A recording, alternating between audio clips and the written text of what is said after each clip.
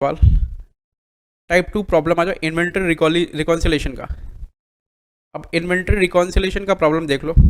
Type 2 problem, इसमें थोड़ा सा आपको माथा लगाना पड़ेगा और थोड़ा सा कहानी है, मतलब थोड़ी मस्ती थोड़ी शरारत, ठीक है, फिर थोड़ा कॉन्सेप्ट, फिर बहुत सारा नंबर।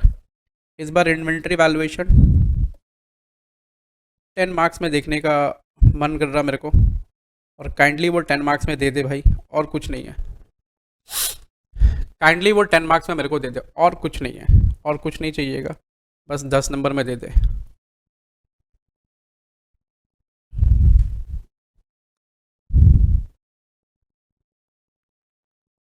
तो इस बार देगा ऐसा लग रहा है मेरे को, और नहीं भी दे सकता है, लेकिन ऐसा लग रहा देगा।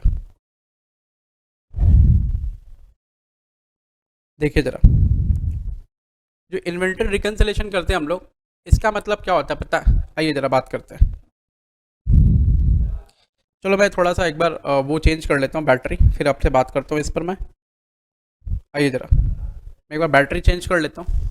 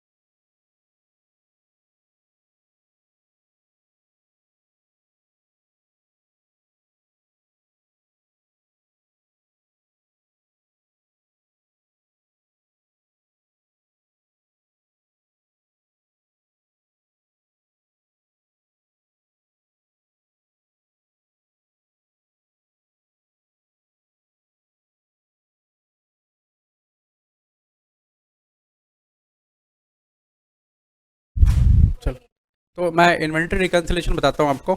देखो एकदम सिंपल है, थोड़ा सा बस आपको कॉन्सेप्चुअल अंडरस्टैंडिंग रखना पड़ेगा, बस, और कुछ नहीं, थोड़ा सा, ज़्यादा नहीं एकदम, ठीक है। आइए ज़रा मैं बात करता हूँ। क्या है कि देखो, समटाइम्स केस वन सुने जरा, आप एकदम ध्यान से सुनेंगे, बैठेंगे आराम से, बैठेंगे ध्यान से सुनेंगे। मैं हड़बड़ी में नहीं हूँ, आप हड़बड़ी में ज़रूर होंगे, लेकिन मैं हड़बड़ी में नहीं हूँ। मैं समझाने के लिए हड़बड़ी में नहीं हूँ, उसके बाद मैं हड़बड़ी में रहता हूँ, ठीक है। तो पहले समझा दूँ आपको बढ़िया से एकदम, फिर उसके बाद मैं बात करूँगा आपसे। चलिए देखिए ज़रा, सबसे कभी क्या होता है ना, 31 मार्च को हमारा अकाउंटिंग ईयर एंड होता है, मान लो 31 3 21 को, लेकिन किसी किन्हीं कारणों की वजह से हमने इस दिन स्टॉक का वैल्यूएशन नहीं किया। देखिए आप बोलेंगे भैया स्टॉक का वैल्यूएशन क्यों नहीं किया? देखो साल भर स्टॉक रिकॉर्ड होता रहता है, परपेचुअल इन्वेंट्री सिस्टम चलता रहता है। कभी आया गुड्स तो रिकॉर्ड हुआ, गया गुड्स तो रिकॉर्ड हुआ, ये हुआ रिकॉर्ड हुआ, सब रिकॉर्ड हुआ, सब रिकॉर्ड होता है। और बैलेंसिंग फिगर जो रहता है, हमको लगता है कि हाँ ये इन्वेंट्री बचा हुआ, जैसे लीफो मेथड में आपने, फीफो मेथड में आपने देखा था, ठीक है। उसके बाद अब अगर क्या होगा, अब जब साल भर स्टॉक रिकॉर्ड हो जाता है, साल भर रिकॉर्डिंग हो जाती है, एंट्री वेंट्री हो जाती है, उसके एंड में क्या करते हैं हम लोग, फिर फिजिकल काउंटिंग कर जाएगा, काउंटिंग करते गिनते हैं कि भाई कितना स्टॉक बचा हुआ, और उसको मिलाते हैं दोनों से। तो मिलाने के बाद हमको पता चलता है कि चलो ठीक है, कहीं डिफरेंस आ रहा तो क्यों आ रहा है, और डिफरेंस नहीं आ रहा तो ठीक है, बढ़िया बात है, आ रहा है तो क्यों आ रहा है, उसको हम लोग चेक करते हैं। अच्छा, जो ये सिचुएशन है, सुमन, सब ले जाओ अपना।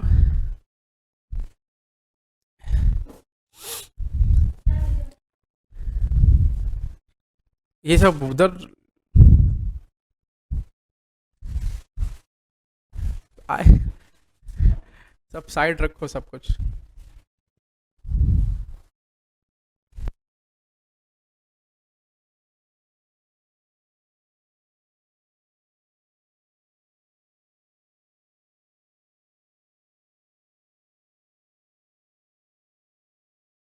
तो उसमें क्या होता है कि हम लोग नहीं ले पाते हैं, इन्वेंट्री अकाउंटिंग नहीं कर पाते किन्हीं कारणों की वजह से। तो मान लो यहाँ नहीं किया तो 10 अप्रैल को जाकर के 10 अप्रैल को जाकर के हमने करा, ठीक है, 10 अप्रैल को जाकर के हमने करा। तो अब 10 अप्रैल को करा तो भाई इस दिन हमने इन्वेंट्री की काउंटिंग की, स्टॉक की फिजिकल काउंटिंग करी, फिजिकल स्टॉक लिया इस दिन। अब इस दिन जो फिजिकल स्टॉक हमने लिया ना, हमें तो स्टॉक बुक्स में कौन सा लिखना है, इस दिन का लिखना है, लेकिन इस दिन हमने लिया। अब हम मिलाएंगे कैसे उसको, बुक्स ऑफ अकाउंट के स्टॉक से, इधर के स्टॉक से, उधर के स्टॉक से कैसे कैसे मिलाएंगे। तो हम लोग क्या करते हैं, देखो आप समझने की कोशिश करना। केस 1, हमें स्टॉक लेना था 31/3/21 को, हमने स्टॉक लिया 10 अप्रैल को। तो इस दिन की हमें स्टॉक की वैल्यू दे रखी होगी, ठीक है, से 10,000 रुपये स्टॉक की वैल्यू दे रखी है इस दिन की। और हमें अभी करना क्या पता है, हमें अब क्या करना होगा, इस पीरियड के दौरान, इस पीरियड के दौरान, इस पीरियड के दौरान अगर कुछ परचेज हुआ है तो बताओ मेरे को, क्या वो स्टॉक इस दिन था क्या, 31/3/21 के दिन वो स्टॉक था क्या? जी नहीं, 31/3/21 के दिन वो स्टॉक नहीं था। मैं फिर से कह रहा हूँ, 10 अप्रैल को आपने परचेज किया है, 10 अप्रैल को आपने स्टॉक का वैल्यू काउंटिंग करा है, वो है 10,000। और फिर आप 31/3/21 से लेकर 10 अप्रैल 21 के बीच में कुछ परचेज किए, कुछ गुड्स आया। तो मैं पूछ रहा हूँ कि क्या वो 31/3/21 के दिन गुड्स था क्या? नहीं था ना। और जो आया होगा वो गुड्स कहाँ मिला होगा? 10 अप्रैल वाले काउंटिंग में मिल गया होगा। मतलब जो 31 मार्च से लेकर के 10 अप्रैल के बीच तक जो गुड्स परचेज हुआ वो जाकर कहाँ मिल गया होगा? वो जाकर मिल गया होगा 10 अप्रैल वाले गुड्स में। अब 10 अप्रैल को गए काउंटिंग करने, देख रहे हैं वो 31 मार्च के बाद से जो गुड्स आया वो भी उसके अंदर पड़ा हुआ, काउंटिंग हमने कर लिया। पड़ा हुआ कि नहीं पड़ा हुआ? पड़ा हुआ, ठीक है। अच्छा, इस पीरियड के दौरान जो गुड्स सेल हुआ होगा, वो गुड्स, जो गुड्स सेल हुआ होगा वो गुड्स 31 मार्च को होगा कि नहीं होगा उपस्थित, मेरे को ये बता दो। मैं बोल रहा हूं होगा, आप सोचो क्यों बोल रहे हैं भैया ऐसा होगा। देखो, अगर वो गुड्स 31 मार्च को उपस्थित नहीं होगा तो हम उसको 31 मार्च से लेकर के 10 अप्रैल के बीच में कैसे बेच पाएंगे? नहीं बेच पाएंगे ना। इसका मतलब वो गुड्स उस दिन उपस्थित था। आपको अब समझ आ रहा है? ठीक है। तो हमें करना क्या होगा, सेल्स मतलब हम यहाँ क्या लेते हैं, कॉस्ट लेते हैं, सेल्स को गुड्स का कॉस्ट लेते हैं। जैसे जो परचेज हुआ उसकी वैल्यू थी 5,000 और जो सेल हुआ उसका कॉस्ट था 8,000 रुपया। तो हम क्या करेंगे बोलो, हम इसमें क्या करेंगे, हम 8,000 रुपया सेल्स ऐड कर लेंगे, क्योंकि वो जो इस पीरियड के दौरान बिक गया, हम काउंटिंग करने जाएंगे उसके अंदर दिखेगा मेरे को? नहीं दिखेगा, वो तो चला गया। लेकिन वो 31 मार्च के दिन था और हमें 31 मार्च के दिन का क्या लेना है, स्टॉक लेना है, बुक्स में वही लिखना है। तो हम उसको ऐड करेंगे, भाई वो उस दिन तो था इसलिए उसको ऐड कर दिया। और जो उस दिन नहीं था परचेज 5,000 रुपया, हम काउंटिंग करने गए, मेरे को दिखा 5,000 रुपये का सामान है उसके अंदर, किसमें, 10,000 में। 5,000 रुपये का सामान मेरे को दिख गया जो परचेज हुआ 31 मार्च से 10 अप्रैल के बीच में, तो हमको वो दिख गया। तो क्या करेंगे, हम उसको वहां पर माइनस कर देंगे। अब जो बैलेंस बचेगा वो क्या बचेगा, 13,000 रुपया। एंड दिस 13,000 रुपया इज वॉट माई स्टॉक का वैल्यू ऑन 31/3/2021। समझ आ रहा सुमन? अरे क्या नाम है, समझ आ रहा बच्चा लोग? 13,000 रुपया, ठीक है। सुमन का नाम, सुमन यहाँ ऑफिस की मैनेजर है, कोऑर्डिनेटर, ठीक है, तो उनका नाम कभी भी याद आता है। आइए, तो हाँ, तो 31 मार्च 2021 के दिन 13,000 रुपये का गुड्स हमारे पास पड़ा हुआ कॉस्ट का। हमें क्या करना है पता है, हमें यही फाइंड आउट करना है, रिकन्सिलेशन मेथड में यही फाइंड आउट करना, और कुछ फाइंड आउट नहीं करना बच्चा। क्लियर है किड्स? सब बात क्लियर है? आप बोलेंगे सिर्फ इतना छोटा सा, नहीं इतना छोटा सा नहीं, बस ये तो ट्रेलर है, पिक्चर पूरा बाकी है अभी। पिक्चर बहुत तकलीफ दे है, ठीक है, और तकलीफ दे जो पिक्चर है वो आप देखेंगे, आपको समझ आएगा कि क्यों ये पिक्चर तकलीफ दे है, ठीक है। चलिए जरा देखिए जरा,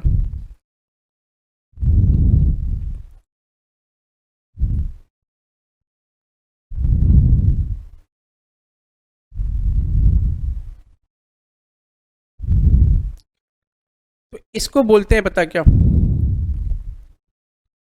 इसको बोलते हैं stock taking after balance sheet date. और एक क्या होगा, एक होगा stock taking case number 2। Case number 2 prior balance sheet date, prior to balance sheet date. तो stock taking prior to balance sheet date, इसका मतलब क्या हो गया, देखो ये है 31 मार्च 21, इस दिन हमें स्टॉक लेना था, लेकिन हम तो थे हड़बड़ी में, हमने उस दिन नहीं लिया, हम ना 20 मार्च को ही ले लिया, 20 मार्च को बोला लेके झमेला हटाओ। लेकिन भाई हमको फिगर तो इस दिन का चाहिएगा ना, आप इस दिन का क्यों ले लिए। तो हमें क्या करना होगा, हमें स्टॉक किस दिन का पता रहेगा, सर हमें स्टॉक की वैल्यू किस दिन की पता रहेगी, हमें स्टॉक की वैल्यू ना इस दिन की पता रहेगी 10,000 रुपया। और इस पीरियड से लेकर के इस पीरियड के दौरान जो परचेज होगा, जो गुड्स आएगा, वो 31 मार्च को पड़ा हुआ दिखेगा, दिखेगा कि नहीं दिखेगा, यस दिखेगा। लेकिन वो 20 तारीख को तो नहीं होगा ना, 20 तारीख को आप काउंटिंग करने गए उसने नहीं देखा आपको वो, लेकिन 20 तारीख के बाद से लेकर के 31 मार्च तक वो गुड्स ऐसा धमाक से आ गया। अब वो जो गुड्स ऐसा धमाक से आ गया, इसका मतलब वो गुड्स 31 मार्च को बैलेंस शीट डेट में वैल्यू ऑफ इन्वेंट्री में इंक्लूडेड होना चाहिए कि नहीं होना चाहिए, यस एग्जैक्टली होना चाहिए भैया। तो वो क्यों नहीं है, उसको इंक्लूड करिए आप। तो इस पीरियड के दौरान अगर वो परचेज हुआ रहेगा, मान लो 5,000 का परचेज है, तो वो क्या होगा, इंक्लूड होगा। देखो उसका ठीक उल्टा हो रहा है। अच्छा अगर मान लो सेल्स है, सेल्स एट कॉस्ट प्राइस, वो अगर 8,000 रुपये का गुड्स है जो सेल हुआ है, सेल हुआ मतलब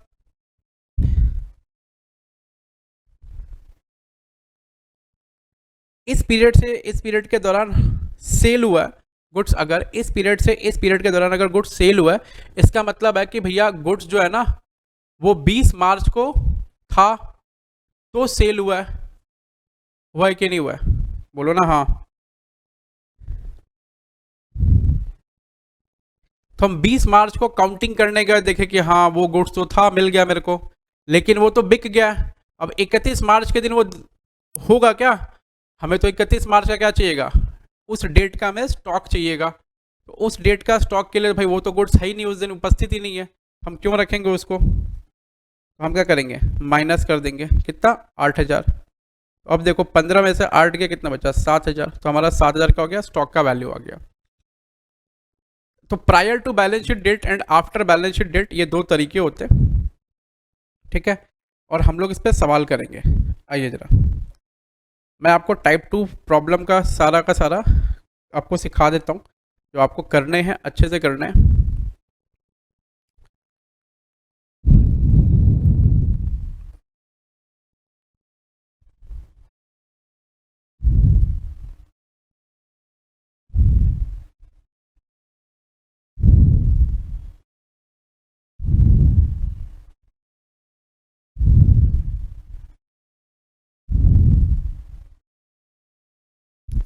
ठीक, आ जाओ। अच्छा तो मैं कुछ इम्पॉर्टेंट बात करता हूँ आपके साथ। अब वो इम्पॉर्टेंट बात थोड़ी इम्पॉर्टेंट है, देखिए ज़रा क्या इम्पॉर्टेंट है। पहली बात, goods sent on consignment, on consignment.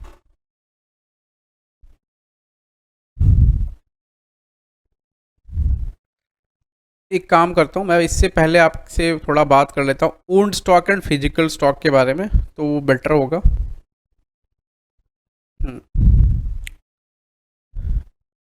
Owned stock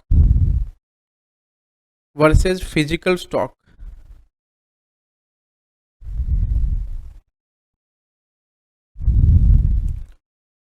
owned stock versus physical stock, ये owned stock versus physical stock क्या होता है भैया, देखो जरा। ओन्ड स्टॉक का मतलब क्या होता है, फिजिकल स्टॉक का मतलब है stock available at physical counting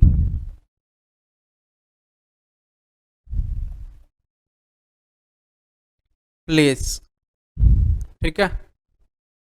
तो फिजिकल काउंटिंग करने का, तो फिजिकल काउंटिंग प्लेस पर आपको फिजिकल काउंटिंग का स्टॉक मिल गया। उसके बाद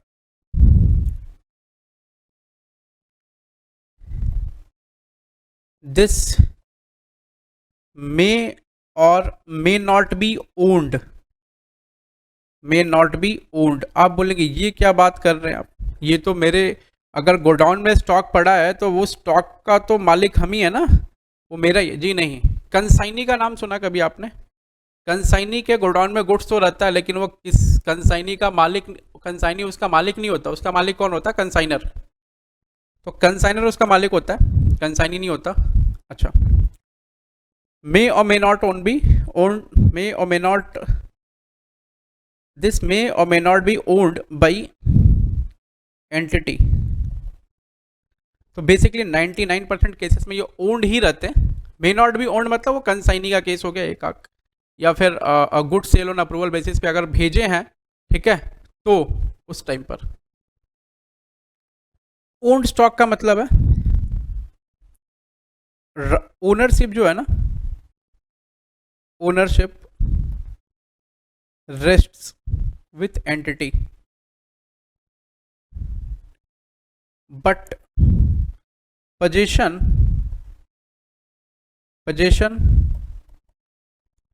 इज विथ अदर्स। पोजीशन जो है ना, अदर्स के पास पोजीशन है। पोजीशन क्या है गुड्स का? अदर्स के पास गुड्स का पोजीशन पड़ा हुआ। हमारे पास ओनरशिप है, गुड्स का पोजीशन अदर्स के पास पड़ा हुआ।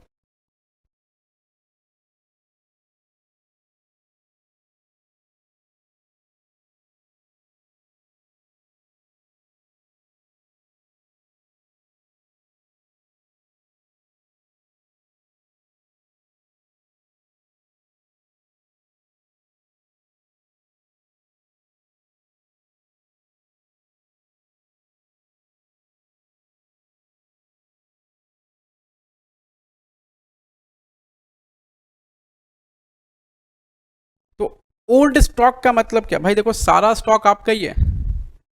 हम जो स्टॉक बैलेंस शीट के डेट में लिखते हैं ना, याद रखना, मैं फिर से लिख रहा हूं, stock on balance sheet date. Balance sheet date में जो स्टॉक हम लिखते हैं ना, वो हमारा ओल्ड स्टॉक भी होना चाहिए प्लस फिजिकल स्टॉक भी होना चाहिए। देखो जैसे मान लो गुड्स सोल्ड ऑन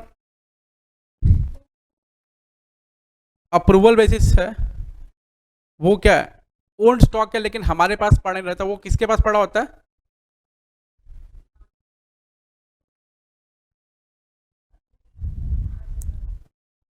तो वो ओल्ड स्टॉक होता है, वो किसके पास पड़ा हुआ रहता है? वो पड़ा हुआ रहेगा उनके पास, क्या नाम है, कस्टमर के पास पड़ा हुआ रहता है। और गुड्स सेंट ऑन कंसाइनमेंट, ये भी हमारा ओल्ड स्टॉक नहीं होता, ओल्ड स्टॉक होता है लेकिन फिजिकली अवेलेबल नहीं होता। वो भी किसके पास पड़ा हुआ होता है? वो भी पड़ा हुआ था कंसाइनर के, कंसाइनी के पास में।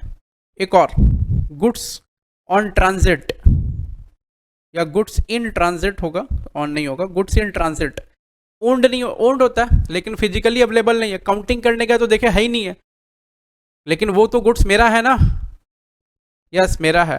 परपेचुअल इन्वेंटरी सिस्टम में डे टू डे रिकॉर्डिंग चलती है, तो वो डे टू डे रिकॉर्डिंग में ये गुड्स तो दिख जाएगा आपको।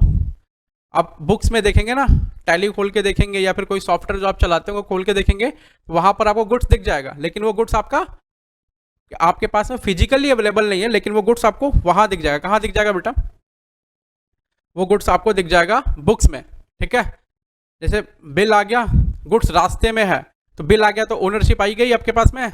अब गुड्स रास्ते में है तो वो गुड्स इन ट्रांजिट हो गया, लेकिन वो है तो आपका स्टॉक ना। आप कंसाइनमेंट में लिखते हैं ना कि नहीं लिखते हैं, गुड्स इन ट्रांजिट, वैसे ही है गुड्स इन ट्रांजिट, ठीक है। चलो, तो ये छोटा छोटा सा मैंने आपको कॉन्सेप्ट पढ़ाया। तो हमें बेसिकली क्या करना है, ओन्ड स्टॉक और फिजिकल स्टॉक दोनों को अपने साथ रखना है। अच्छा, आप पूछेंगे भैया सवाल बोलेगा क्या ओन्ड स्टॉक फिजिकल स्टॉक, ठीक है। देखो हमें ओन्ड और फिजिकल दोनों रखना है। कहने का मतलब हमें पीरियोडिकल प्लस परपेचुअल दोनों इन्वेंटरी मेंटेन करनी है। पहले तो परपेचुअल मेंटेन होती है, रिकॉर्डिंग करके बुक्स में बुक्स में बुक्स में, फिर हम जाके क्या करते हैं, मिलाते हैं कि कौन कौन सा स्टॉक अवेलेबल है, जाके फिजिकल काउंटिंग करते हैं। तो फिजिकल काउंटिंग में निकला ये, और बुक्स में निकला ये, कुछ स्टॉक ऐसा जो रास्ते में है, जो कंसाइनी के पास पड़ा हुआ है, जो goods sailed on approval basis है, वो सब ऐड करते, तो टोटल स्टॉक मेरा क्या हो गया, ये ऐसा करके। समझ रहा है? ओके।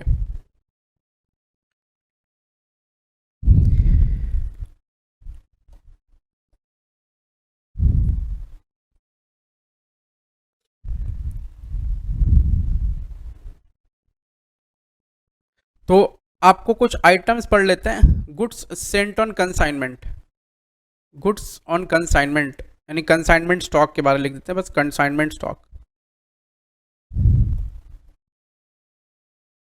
कंसाइनमेंट स्टॉक जो है ना, कंसाइनमेंट स्टॉक वो क्या है, देखो जरा। सर कंसाइनमेंट स्टॉक पे हमने गुड्स भेज दिया ना, तो कंसाइनमेंट स्टॉक पे गुड्स, कंसाइनमेंट पे गुड्स भेजने के बाद कंसाइनमेंट स्टॉक कर पड़ा हुआ, तो वो ओन्ड नहीं है, वो फिजिकली अवेलेबल नहीं, लेकिन ओन्ड है।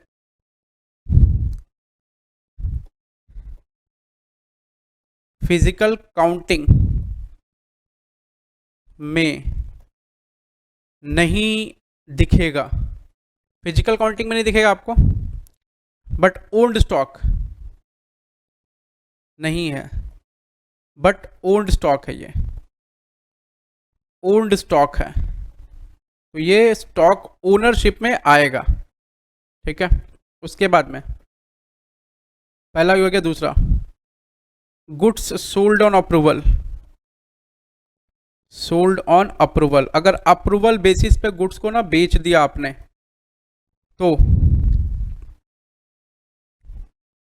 पहला, if approval received, approval received हो गया तो क्या मानेंगे, ट्रीट सेल्स। ठीक है। दूसरा, इफ गुड्स रिटर्न्ड, अगर ना गुड्स रिटर्न होकर आ गया है, मतलब already included in stock, included in stock. तीसरा, अगर approval not received, not received, approval receive नहीं हुआ है, अप्रूवल नॉट रिसीव्ड, तो उस केस में क्या होगा, अप्रूवल नॉट रिसीव्ड, तो उस केस में क्या होगा, देखो जरा। उस केस में goods is with customer, goods ना हमारा कस्टमर के पास पड़ा हुआ है, गुड्स हमारा कस्टमर के पास पड़ा हुआ है, राइट। अब गुड्स हमारा कस्टमर के पास पड़ा हुआ है,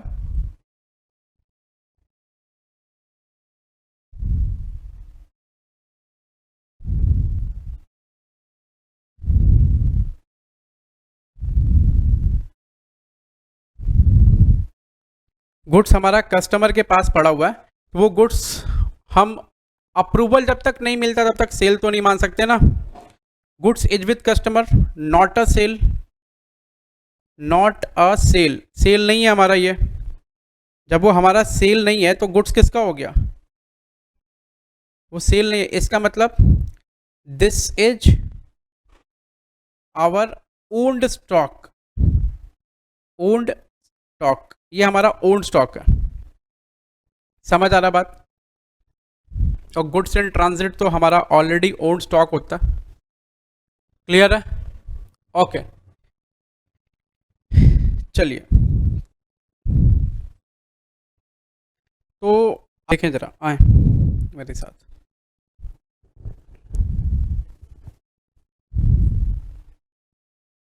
कह रहा है कि physical verification of stock in a business was done on 23rd of June 2016।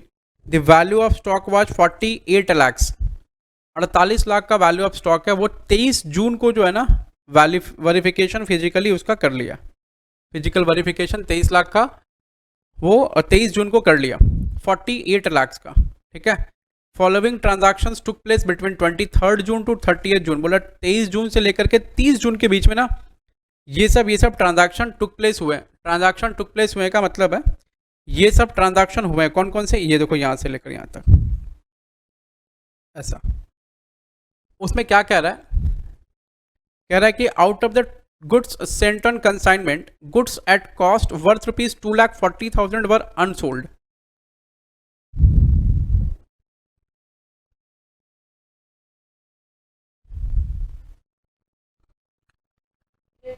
तो बच्चों लोग अभी हम लोग फिजिकल वेरिफिकेशन देख रहे थे, ठीक है। तो आपको मैंने थोड़ी देर पहले समझाया कि फिजिकल वेरिफिकेशन में क्या क्या देखना है।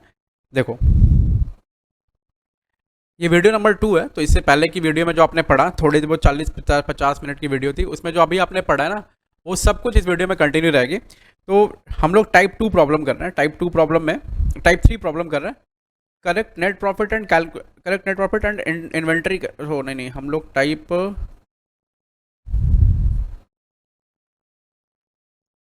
2 प्रॉब्लम कर रहे हैं। एग्जैक्टली टाइप 2 प्रॉब्लम कर रहे हैं हम लोग, टाइप 3 प्रॉब्लम नहीं कर रहे हैं। कॉपी, टाइप 2 प्रॉब्लम कर रहे हैं हम लोग। यहाँ गलती से आ गया, ये टाइप 2 प्रॉब्लम होगा, टाइप 3 प्रॉब्लम नहीं होगा।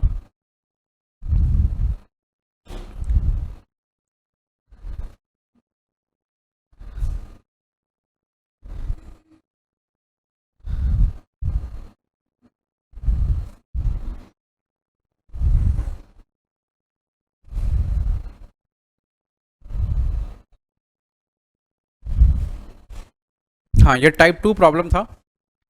तो टाइप 2 प्रॉब्लम में आपने देखा कि इन्वेंट्री रिकन्सिलेशन की बात करेंगे हम लोग। 3:30 बजे बोला, 3 बजे, कितने बजे बोला? चलो ठीक है। तो टाइप 2 प्रॉब्लम में इन्वेंट्री रिकन्सिलेशन का हम देख रहे हैं। और इन्वेंट्री रिकन्सिलेशन के बारे में मैंने आपको केस 1 और केस 2 लेकर समझा दिया कि prior to balance sheet date और आफ्टर बैलेंस शीट डेट।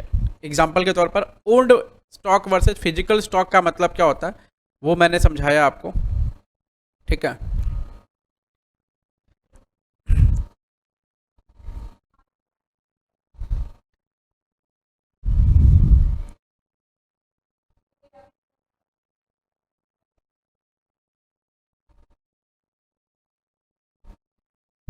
देखें,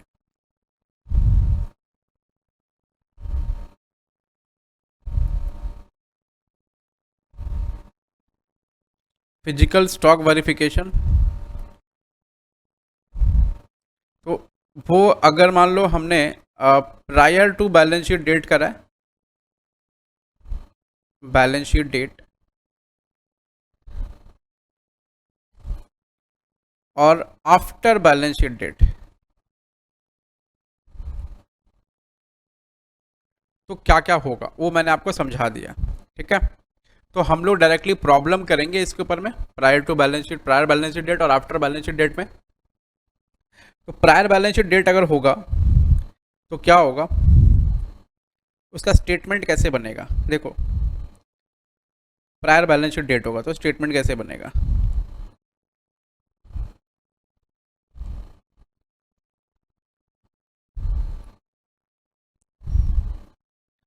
वैल्यू ऑफ स्टॉक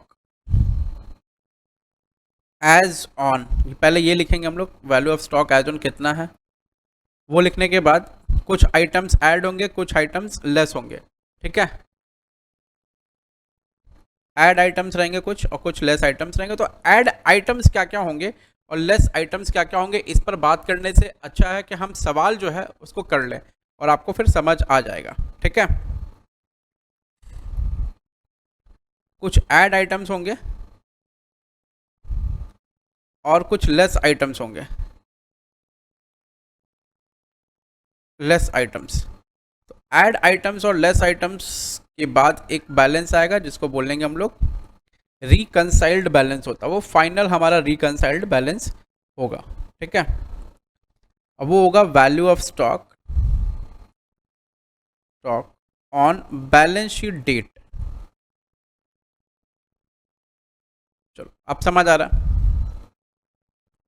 तो ये बेसिकली आपका फॉर्मेट टाइप का कुछ स्टेटमेंट बनने वाला, रिकन्सिलेशन स्टेटमेंट इसको बोलते हैं।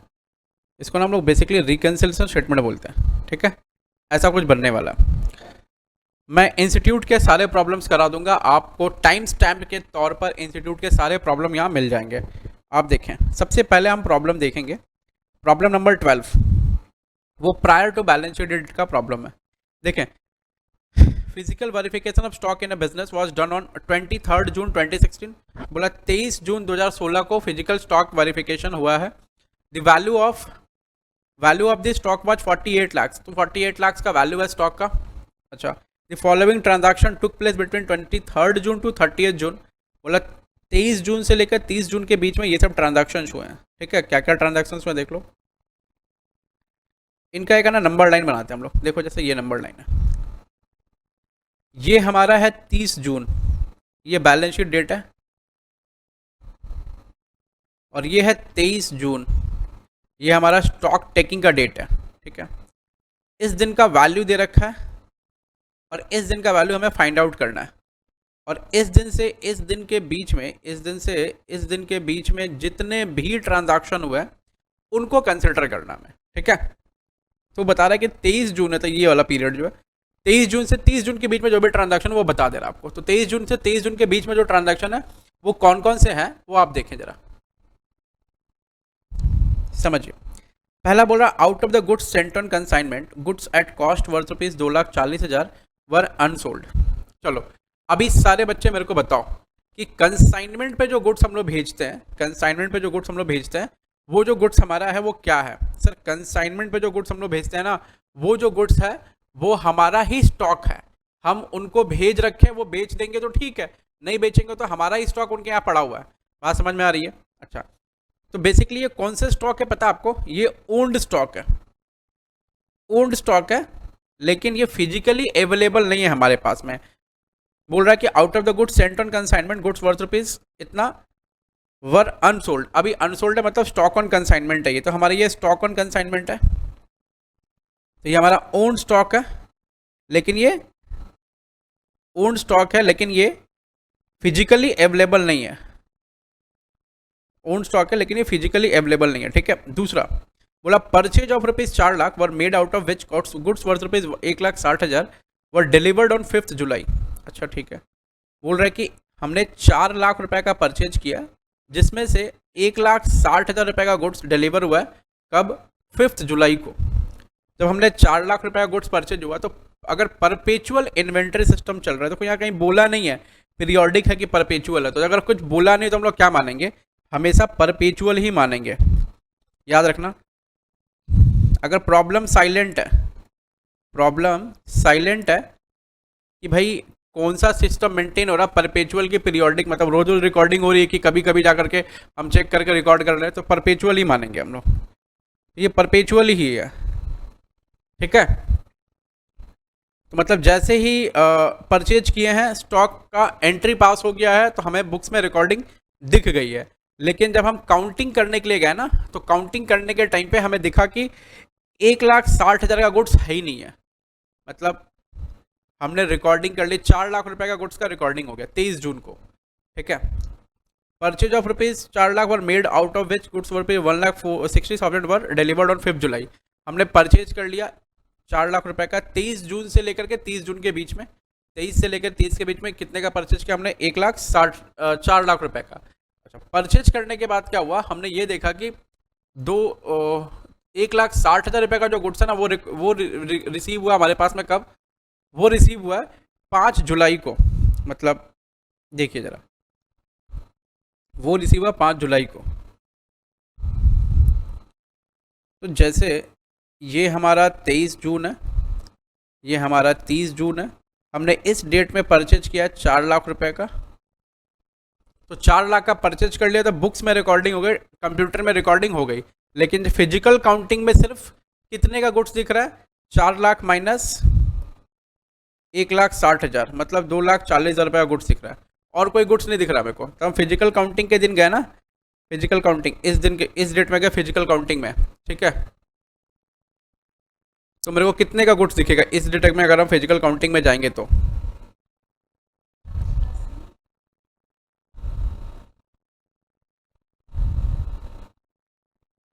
इस डेट में अगर हम फिजिकल काउंटिंग में जाएंगे तो हमको क्या दिखेगा, कितने रुपए का गुड्स दिखेगा।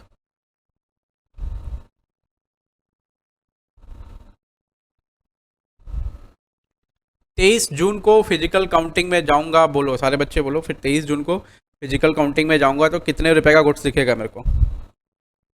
4 लाख रुपए का गुड्स परचेज किया हमने, उसमें से 1,60,000 रुपये का गुड्स अभी तक रिसीव नहीं हुआ, तो फिजिकल काउंटिंग में जाऊंगा तो कितने रुपए का गुड्स दिखेगा हमें?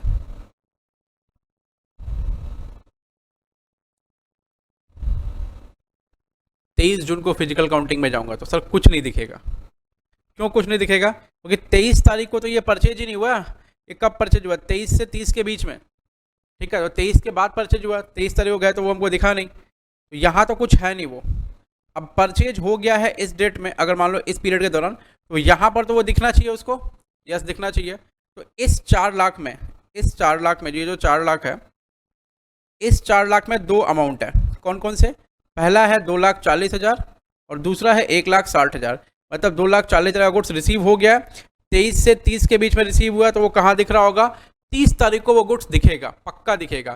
तो 23 तारीख को हमने परचेज 23 से 30 के बीच में परचेज किया, तो इस दिन का जो स्टॉक काउंटिंग किया ना हम लोग, ये इस दिन के स्टॉक काउंटिंग में तो वो गुड्स होगा ही नहीं। इस दिन के स्टॉक काउंटिंग में वो गुड्स नहीं होगा, लेकिन इस पीरियड के दौरान हमने परचेज किया है, इसका मतलब वो इस पीरियड के दौरान अगर परचेज हो गया तो यहाँ वाला जो स्टॉक है, यहाँ वाला स्टॉक, उसमें उसका वैल्यू ऑब्वियसली दिखेगा। अब वो फिजिकल काउंटिंग में है कि नहीं वो अलग बात है।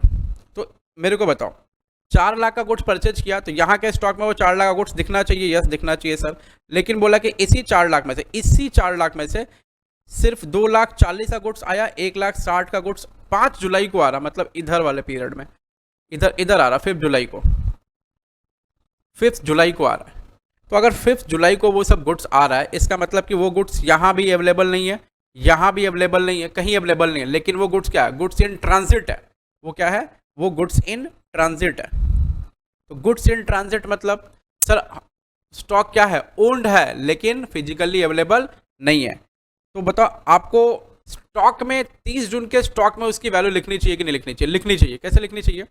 देखो, 4 लाख रुपए का गुड्स खरीदा, 2,40,000 का गुड्स आ गया है, तो वो तो फिजिकल काउंटिंग में दिखेगा ही दिखेगा। अब नहीं, वो मतलब वो गुड्स इस दिन ऐड हो गया होगा परचेज में। उसके बाद 1,60,000 का गुड्स नहीं आया तो वो भी परचेज में ऐड होगा। क्यों? क्योंकि वो ओन्ड है, लेकिन हमारे पास अभी तक अवेलेबल नहीं है फिजिकली। वो गुड्स आ रहा है, रास्ते में आ रहा है, गुड्स इन ट्रांजिट है। देखो मैंने यहाँ लिखा है goods sold on approval, goods sent on consignment, goods in transit. वो क्या? Ownership rests with entity but position is with other. Position other के पास होता है या फिर पोजीशन रास्ते में होता है, ठीक है। आओ, दो चीज़ समझ गए आप। मैं थोड़ा समझा के कर रहा हूँ, तो क्या आपको जल्दी से समझ आएगा। तीसरा नंबर देखो, तो मैं एक बार स्टेटमेंट बनाता हूँ, स्टेटमेंट के साथ साथ चलते हैं। बोला 13,60,000 रुपये का गुड्स है सेल हुआ है, which includes goods worth rupees 3,20,000। 13,60,000 का गुड्स सेल हुआ है, which includes goods worth rupees 3,20,000 sent on approval basis, ठीक है। Half of this goods were return before 30 June, ठीक है वो भी, but no information is available regarding the remaining goods, ठीक है। देखते हैं इसको भी। 4 नंबर बोल रहा है goods are sold at cost plus 25%, मतलब रेशियो कितना है? कॉस्ट प्लस 25% का रेशियो है। Goods costing rupees 2,40,000 had been sold for rupees 1,20,000, determine the value of stock on 30 June. आइए हम लोग एक स्टेटमेंट बनाते हैं सबसे पहले, उसके बाद हम लोग कुछ बात करेंगे।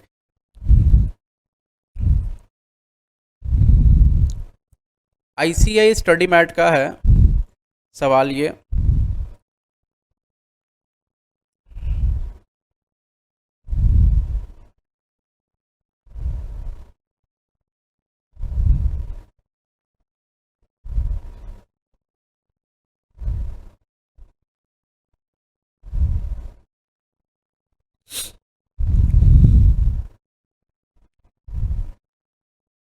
देखो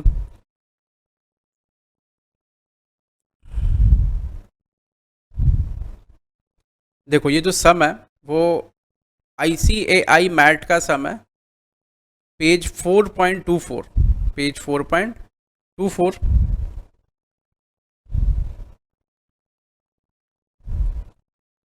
पेज 4.24, सम नंबर 4, सम नंबर 4, ठीक है, ICAI मैट का। और आवर स्टडी मैट मतलब YKTC स्टडी मैट का मतलब YKTC स्टडी मैट में ये पेज नंबर 53 में, YKTC स्टडी मैट में ये पेज नंबर है 53। पेज नंबर 53 का सम नंबर है 12, सम नंबर 12, पेज नंबर 53 सम नंबर 12, ठीक है।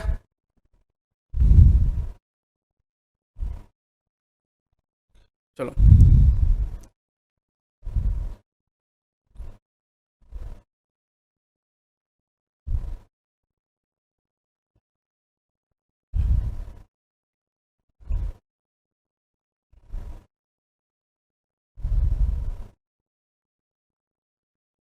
लिखना, statement of valuation of stock on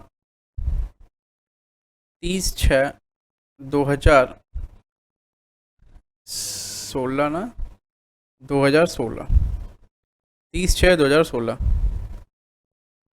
आपको इंस्टीट्यूट के मैट में हो सकता है डेट थोड़ा इधर मिल जाए। चलिए यहाँ लिखेंगे सबसे पहले value of stock, stock on 23/6/2016। वो हमारा वैल्यू कितना है, स्टॉक का वैल्यू हमारा है 48 लैक्स का, 48 लैक्स का स्टॉक का वैल्यू है, दिस वन 48 लैक्स 23 जून 16 को, ठीक है। 23 जून 16 को 48 लैक्स है स्टॉक का वैल्यू। देखिए भाई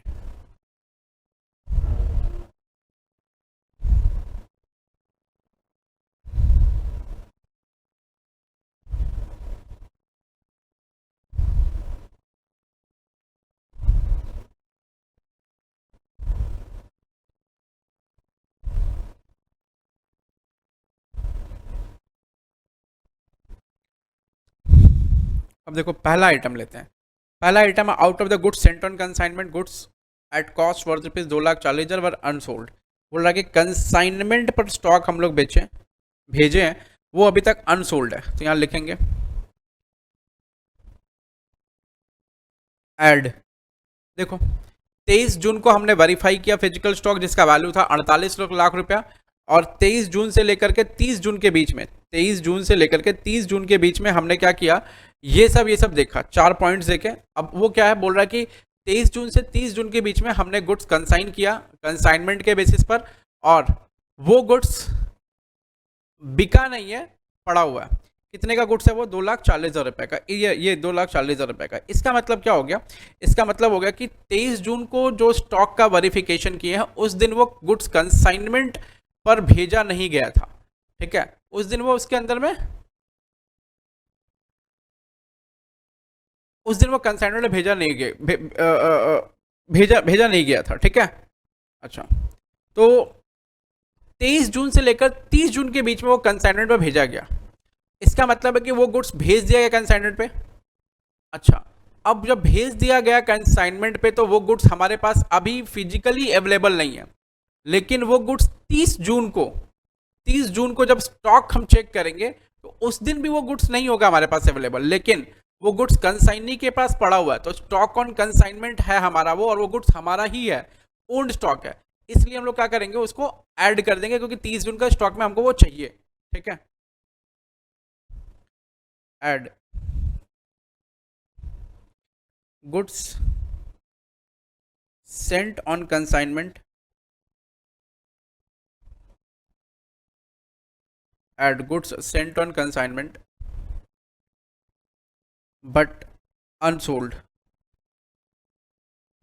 अच्छा, अगर वो कंसाइनमेंट पे जो गुड्स भेजे हैं वो बिक गया होता, तो अगर वो भेजा हुआ गुड्स है वो बिक गया होता, तो सर बिक गया होता तो कोई टेंशन नहीं है, हमारा स्टॉक यहां से क्लियर हुआ, वहां से भी क्लियर हो गया, ठीक है। तो 30 जून को हमारे पास में स्टॉक वो दिखेगा ही नहीं, ठीक है।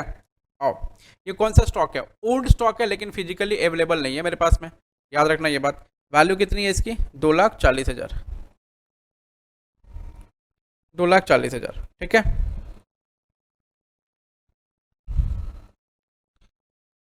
अब देखो दूसरा, purchase of rupees 4 lakhs were made out of which goods worth rupees 1,60,000 were delivered on 5 जुलाई। हमने परचेज किया कब, 23 जून से 30 जून के बीच में, तो हम जब 48 लाख रुपए का स्टॉक हम 23 जून को काउंटिंग कर रहे थे, 23 जून को काउंटिंग कर रहे थे, उस दिन ये कितने का परचेज है, 4 लाख का परचेज, उसमें नहीं होगा गुड्स, क्योंकि वो 23 के बाद आया है गुड्स, समझो वो गुड्स 23 के बाद आया है, इसका मतलब वो काउंटिंग में तो नहीं होगा ना, ऑब्वियसली वो काउंटिंग में नहीं होगा। देखो पहला वाला समझ में आया कि नहीं आया, पहला वाला कंसाइनमेंट पे भेज दिया गया तो काउंटिंग में वो दिखा ही नहीं मेरे को, लेकिन वो भेज दिया गया तो काउंटिंग, हम कंसाइनमेंट पे भेज दिया गया, काउंटिंग करने का काउंटिंग में नहीं दिखा, ठीक है। अब क्या हुआ, हमारा गुड्स है वो बिका नहीं वहाँ पे, तो पड़ा हुआ है, तो ओल्ड स्टॉक है वो, लेकिन फिजिकल काउंटिंग में नहीं दिख रहा, तो वो स्टॉक में तो रखना ही पड़ेगा उसको, रख लिया हमने। दूसरा क्या बोला, 4 लाख रुपए का स्टॉक खरीदा गया कब, 23 से 30 के बीच में, 23 से 30 के बीच में, तो 4 लाख का खरीदा गया स्टॉक, तो 4 लाख का जब स्टॉक बाई किया तो वो इस दिन के स्टॉक में तो पक्का दिखेगा क्योंकि इस पीरियड में बाई हुआ है, लेकिन उसमें से बोल रहा है 30/6 को ना, 30/6 तक वो उस गुड्स में से सिर्फ 2,40,000 का गुड्स ही आ गया है, और बाकी जो 1,60,000 का गुड्स है वो कब आया, 5 जुलाई को आया, इस पीरियड के दौरान आया। तो हमारे पास काउंटिंग में तो 2,40,000, तो गोडाउन में माल घुस गया, 2,40,000 रुपए का गोडाउन में दिख रहा है, वो 1,60,000 गुड्स अभी तक आया रास्ते में, ये तो रास्ते में जो गुड्स है वो भी तो हमारा ही है। हम जब स्टॉक 30 जून को निकालेंगे तो हम देखेंगे पूरा स्टॉक परचेज कितना किया, 4 लाख रुपए का, 4 लाख में आ गया गुड्स कितना है, 2,40,000, और गुड्स इन ट्रांजिट कितना है, 1,60,000, तो दोनों का दोनों क्या होगा, ऐड होगा, एग्जैक्टली 4 लाख ही ऐड होगा, लेकिन अलग अलग तरीके से ऐड होगा, 4 लाख ही ऐड होगा लेकिन अलग अलग तरीके से ऐड होगा। देखो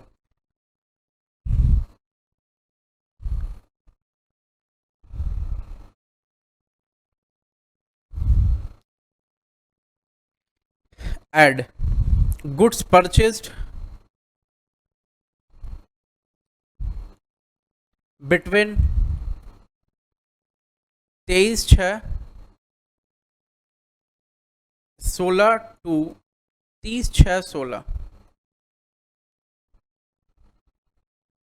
but not included above, included in above stock,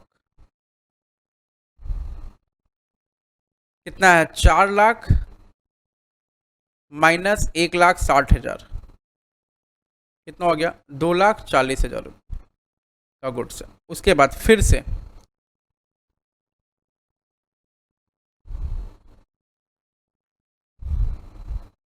goods in transit on 30/6/16, तो ये दोनों गुड्स मिला है कितने का, 4 लाख रुपए का, ये हमारा परचेज है, तो परचेज हो गया तो इनवॉइस रिसीव हो गया तो स्टॉक में एंट्री हो जानी चाहिए, बस बात खत्म, 1,60,000 रुपया। क्लियर है कि नहीं क्लियर है, यहाँ तक क्लियर है, बोल लो जल्दी जल्दी बोल लो, पहला सवाल थोड़ा धीरे करा रहा हूँ मैं। दूसरा, तीसरा नंबर है सेल्स वर्थ रुपीज 13,60,000 रुपया, इसको मैं पूरा एनालाइज करूंगा और पूरा अच्छे से समझा दूंगा, एक एक चीज अच्छे से समझा दूंगा, एक एक चीज, और ध्यान से समझना सब कोई, इसको मैं वहां लेकर चल रहा हूँ और एनालाइज करता हूँ इसको पूरी तरह।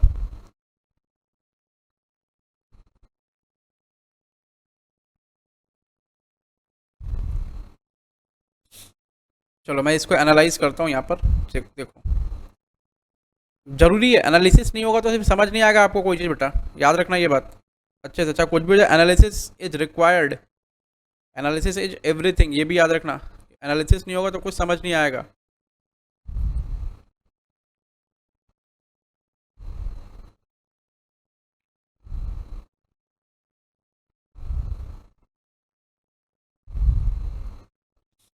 देखो बोल रहा है 13,60,000 रुपए का गुड्स हमने सेल किया, कब के सेल किया, 23 से 30 के दौरान सेल किया, याद रखना, विच includes goods worth rupees 3,20,000 sent on approval basis, तो बोल रहा है 3,20,000 रुपये का गुड्स हमने अप्रूवल बेसिस पर भेजा था।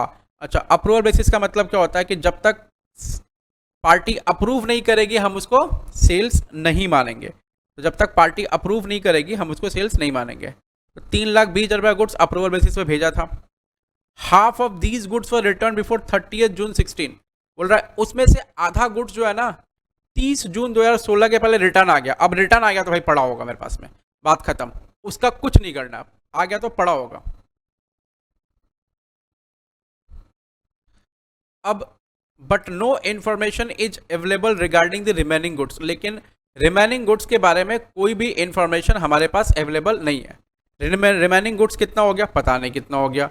देखो जरा, 13,60,000 ये हमारा सेल्स है, ठीक है। एक्चुअल सेल्स बोला 13,60,000 है। इसमें से बोल रहा है इस 13,60,000 में से दो तरह का गुड्स है। एक गुड्स है अप्रूवल बेसिस का और एक गुड्स है नॉर्मल वाला गुड्स जो एक्चुअल सेल्स है। एक्चुअल सेल्स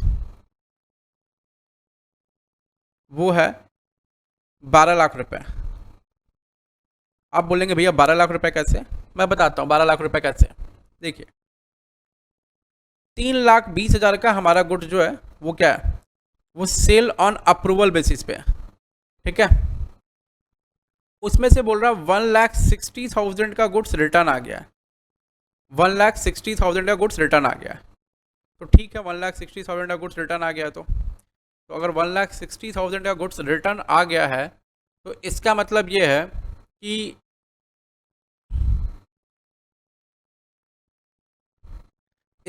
ये है कि ये रिटर्न आ गया।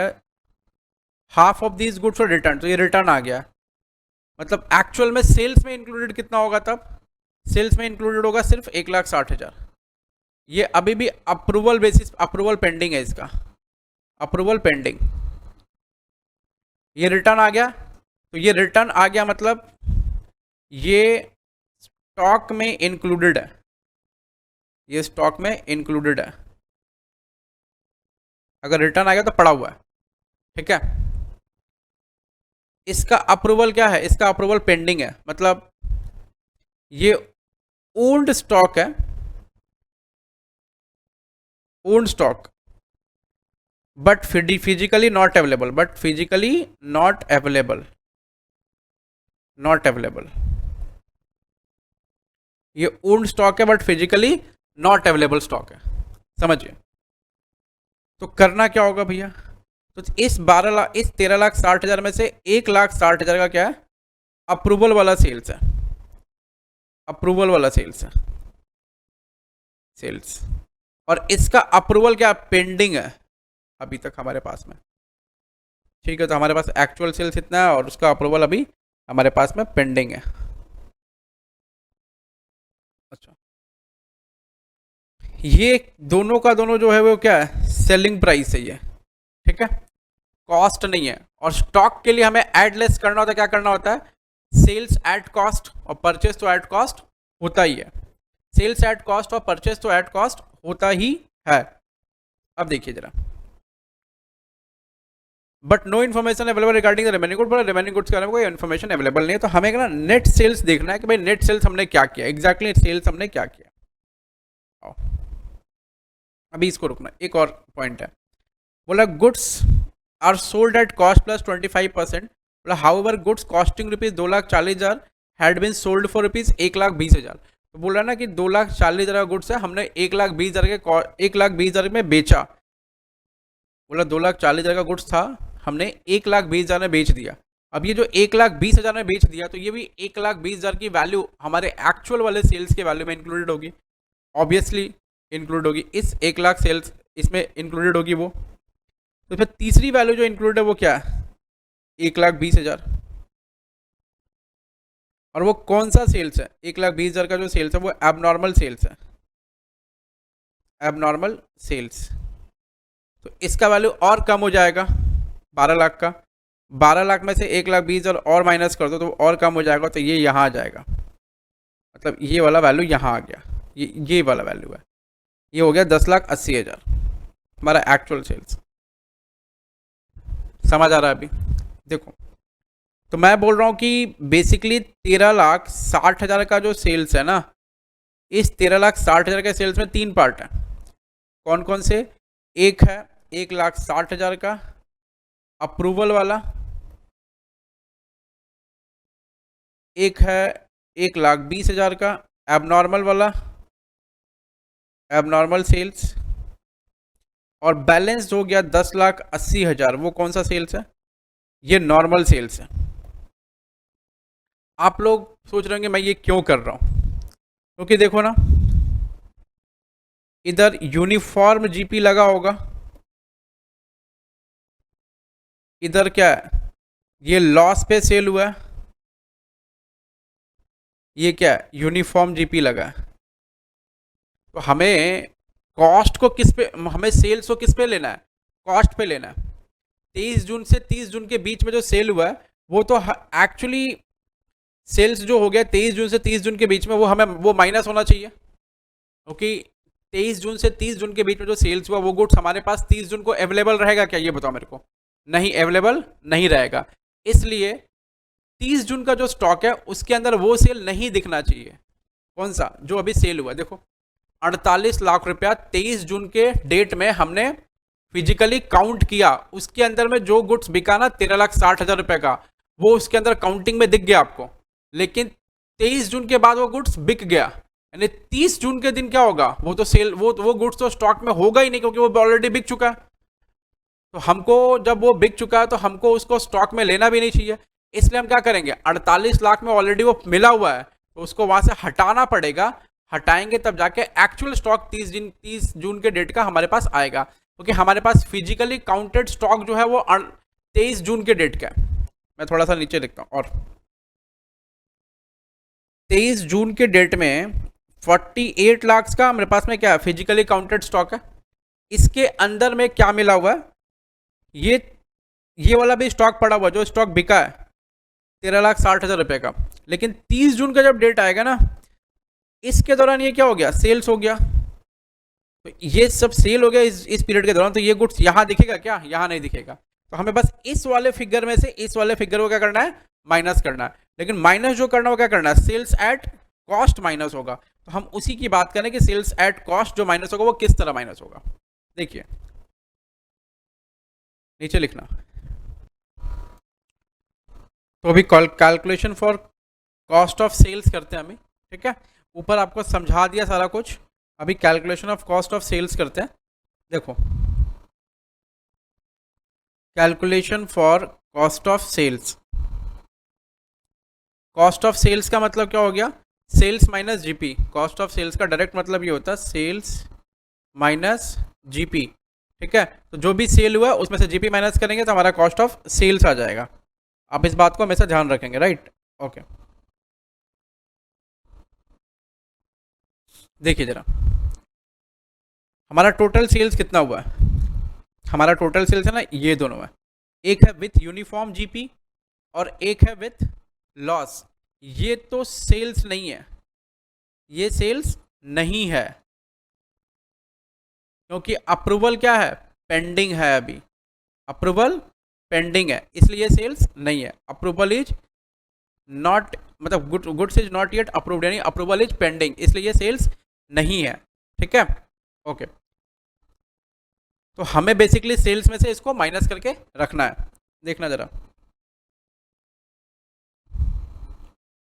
सेल्स 13,60,000 है, उसमें से आपको जो सेल्स नहीं है ना वो माइनस करना है, less approval pending, approval pending, वो सेल्स हमें माइनस करना है। कितना, वो 1,60,000। तो ये एग्जैक्टली हमारा सेल्स कितने का हुआ, 12 लाख रुपए का।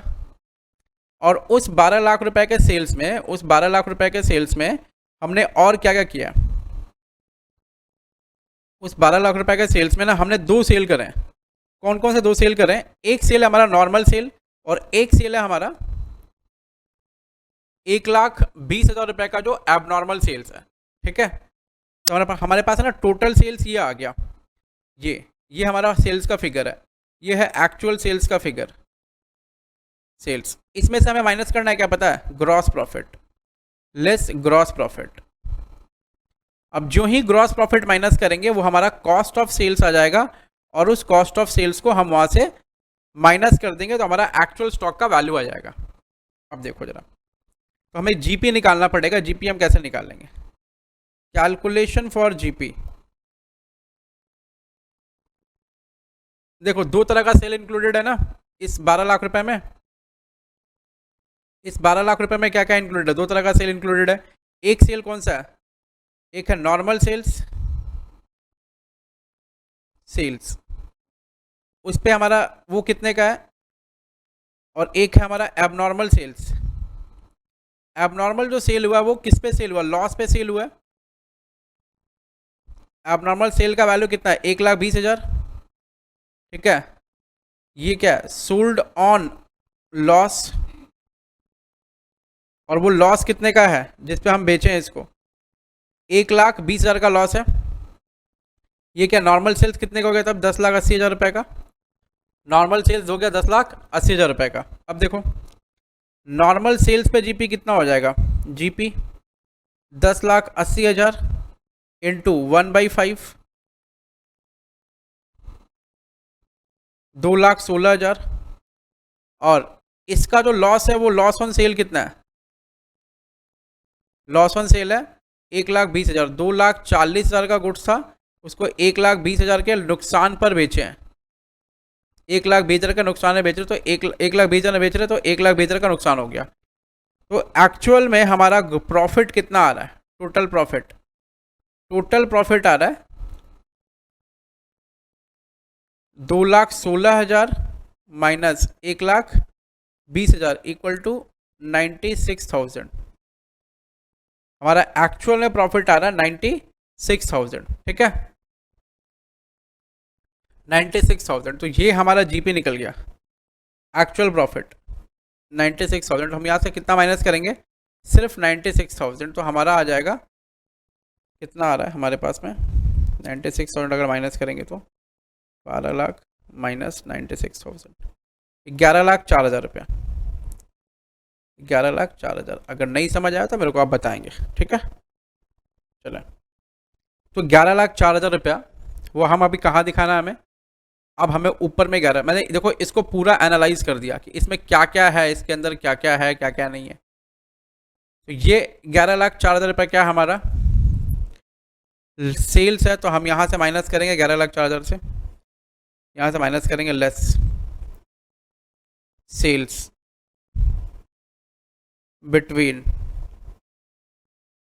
23/6 टू 30/6, क्योंकि 23/6 से 30/6 के बीच में अगर बेच देंगे तो हमारे पास वो गुड्स 30/6 को तो रहेगा ही नहीं, इसलिए हम उसको माइनस कर रहे हैं, स्टॉक में नहीं होना चाहिए वो। कितना है, 11,04,000 रुपये। और हम क्या माइनस करेंगे, हम माइनस करेंगे cost of the goods, cost of the goods minus करेंगे,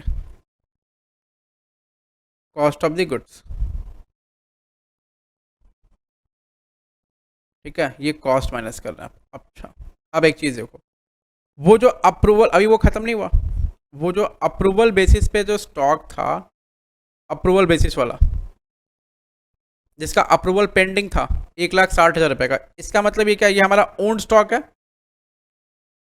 ओल्ड स्टॉक है हमारा ये। Add goods sold on approval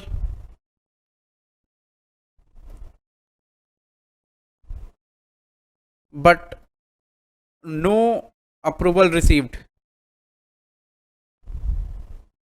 अब जब अप्रूवल रिसीव नहीं हुआ इसका मतलब ये हमारा खुद का स्टॉक है जो उसके पास पड़ा हुआ है, इसको क्या करना पड़ेगा, एट कॉस्ट लेना पड़ेगा, और इसका एट कॉस्ट कितना आएगा, 1,20,000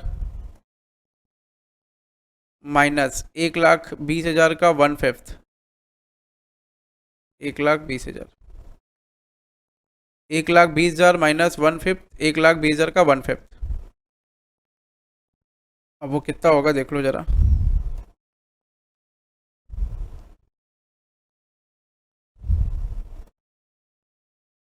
₹24,000। अगर इसमें से 24,000 माइनस करेंगे तो कितना आएगा वो, 1,20,000 में से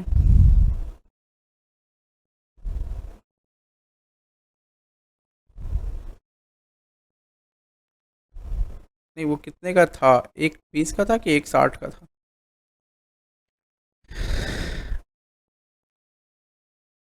वो 1,60 का था, 1,60 में से माइनस करना पड़ेगा इसको। This is 160, 160 into 1/5 of 160, 160 into 1/5 of 1,60,000, 1,60,000 divided by 5, 32,000।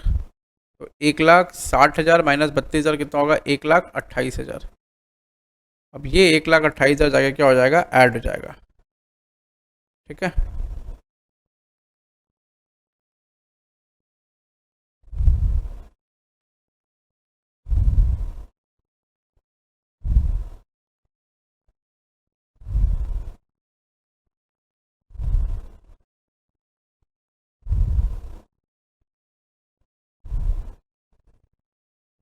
ये 1,28,000 जो है जाके ऐड हो जाएगा।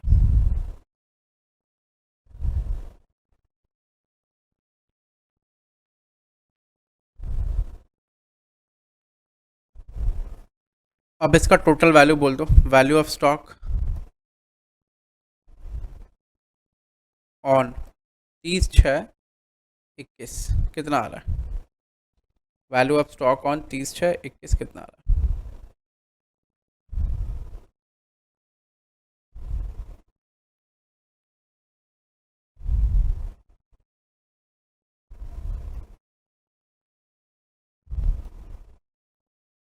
48 lakhs प्लस 240 प्लस 240 प्लस 160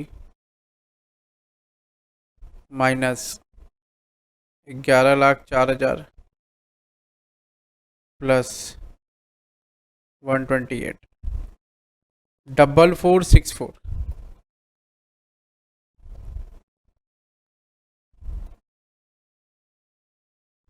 44,64,000 4464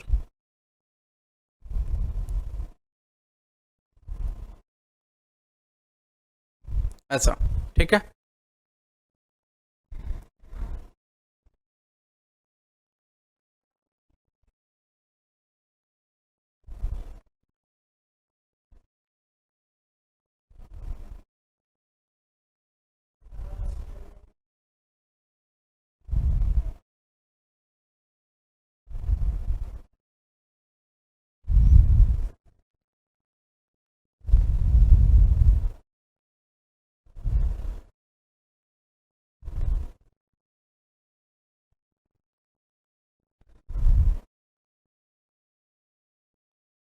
₹44,64,000 ये क्लियर है अभी। ओके, चलो अभी नेक्स्ट प्रॉब्लम देखते हैं।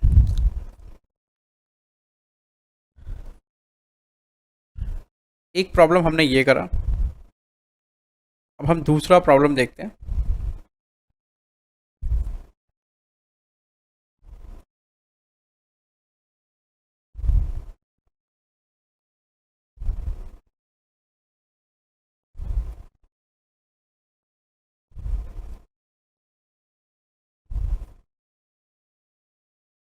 सम नंबर 5 है,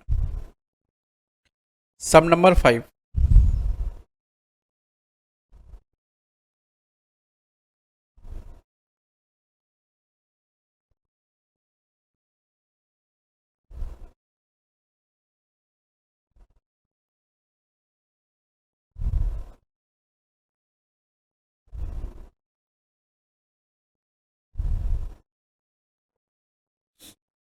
सम नंबर 5 जो है आईसीआई मैट में पेज 4.16 प्रॉब्लम नंबर 9 है, देखना।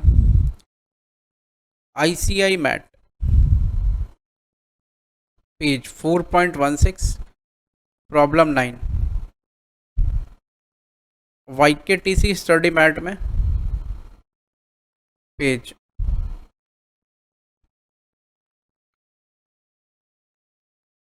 नंबर है 52 और प्रॉब्लम है 5। ठीक है, आओ जरा प्रॉब्लम नंबर 5 देखते हैं। हमने एक प्रायर का सम कराया आपको अभी, और अभी हम कराएंगे आपको एक आफ्टर का सम कराएंगे। ये आफ्टर वाला है। आफ्टर बैलेंस शीट डेट अगर स्टॉक टेकिंग करते हैं तो क्या होता है, prior to balance sheet date अगर स्टॉक टेकिंग करा तो आपने क्या करा कि जो प्रायर डेट का परचेस था उसको ऐड किया और फिर जो सेल्स था उसको माइनस किया, बस इतना ही काम करना था। देखो जरा, a trader prepared his accounts on 31 March each year. Due to some unavoidable reasons no inventory taking could be possible till 15th April 17, on which date the total cost of goods in his godown came to 5 lakhs. The following facts were established between 31 March and 15 April 17. अच्छा, देखो जरा, बोल रहा है कि 31 मार्च को हमें लेना था, हम नहीं ले पाए, हम 15 अप्रैल को ले रहे हैं। इसका मतलब है कि ये है 31 मार्च और ये है 15 अप्रैल।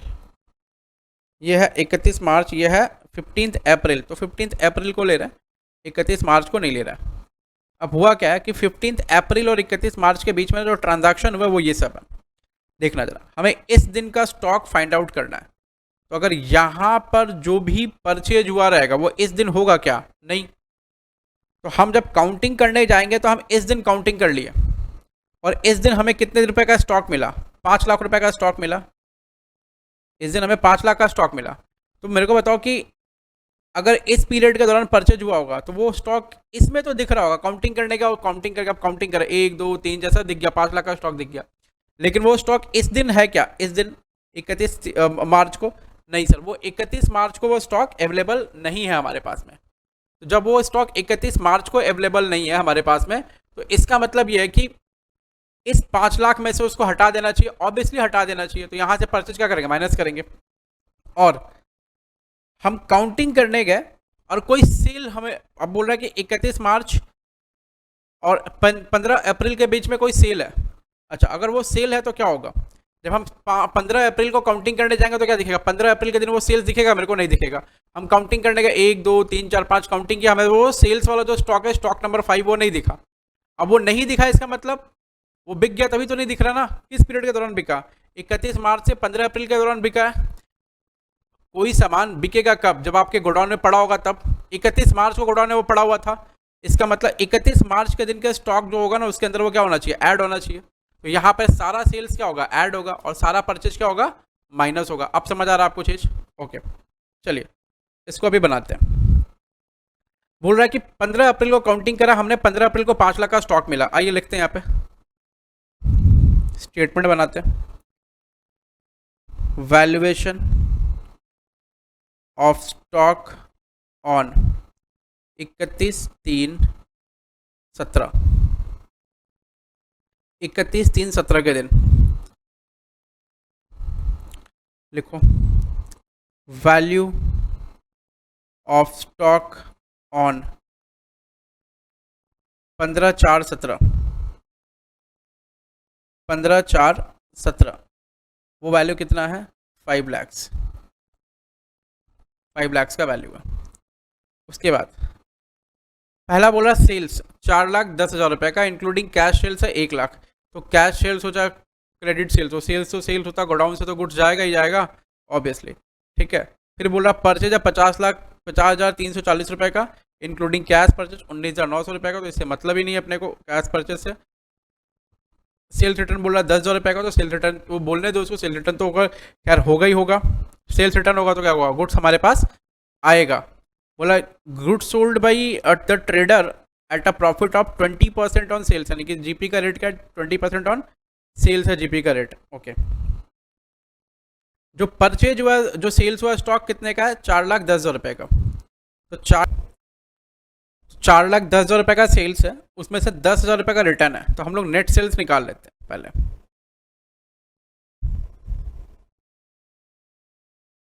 Add cost of sales, cost of sales net,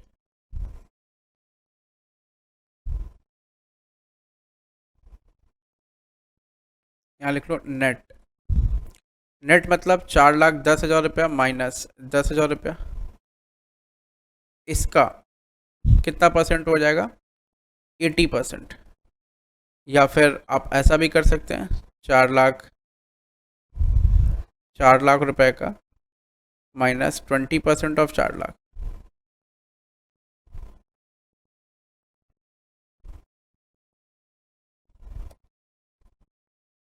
ये हो गया 3,20,000 रुपया, ठीक है। दूसरा, ये हमारा परचेज है 50340 का, ये कैश परचेज से हमें मतलब नहीं है, तो हम क्या करेंगे इसको, उस दिन वो था नहीं, किस दिन, 31 मार्च के दिन वो कैश परचेज हमारे पास था ही नहीं। क्यों नहीं था 31 मार्च के दिन वो कैश परचेज हमारे पास, आई मीन परचेज हमारे पास क्यों नहीं था, कैश नहीं, परचेज ही हमारे पास नहीं था। हमने उसको परचेज किया 31 मार्च और 15 अप्रैल के बीच में, तो हम 31 मार्च और 15 अप्रैल के बीच में परचेज करेंगे तो एग्जैक्टली वो परचेज 31 मार्च के दिन तो था ही नहीं, वो गुड्स था ही नहीं। लेकिन हम जब काउंटिंग करने गए ना 15 अप्रैल को, तो वो गुड्स हमारे पास में दिख रहा है। जब वो गुड्स हमारे पास में दिख रहा है, इसका मतलब क्या करना पड़ेगा हमें, काउंटिंग में वो आ गया है, यानी काउंटिंग में आ गया मतलब 5 लाख रुपए की काउंटिंग है ना, ये 5 लाख रुपए की काउंटिंग, इसके अंदर वो गुड्स आ गया है। अब जब इसके अंदर वो गुड्स आ गया, लेकिन वो 31 मार्च के बीच में 31 मार्च को नहीं था, हमें अपना स्टॉक किस दिन मिलाना है, 31 मार्च से मिलाना है, तो हम क्या करेंगे, इसमें से हटा देंगे तभी जाकर वो 31 मार्च के स्टॉक से मैच करेगा, करेगा कि नहीं करेगा, क्योंकि वो चीज उस दिन था ही नहीं। ठीक है, लेस परचेज ऑफ स्टॉक 50340, और कुछ है क्या, नहीं और कुछ नहीं है, छोटा सा प्रॉब्लम था, इसको आप माइनस करके निकाल लो कितना आ रहा है, 5 लाख माइनस 3,20,000 प्लस होगा, प्लस 3,20,000 माइनस 50340,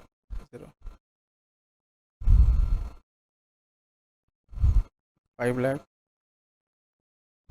प्लस 3,20,000 माइनस 50340, 769,660, 769,660।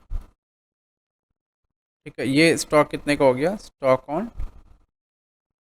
31/3/17। आइए अगले सवाल की तरफ बढ़ते हैं।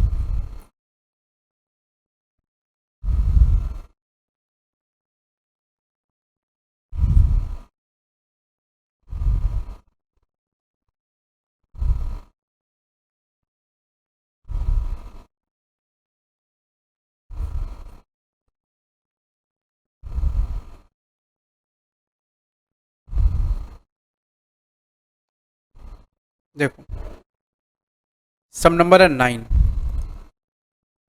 सम नंबर 9 जो है हमारे आईसीआई मैट का जो प्रॉब्लम नंबर है वो क्या है, मैं बता देता हूँ, पेज नंबर और प्रॉब्लम नंबर।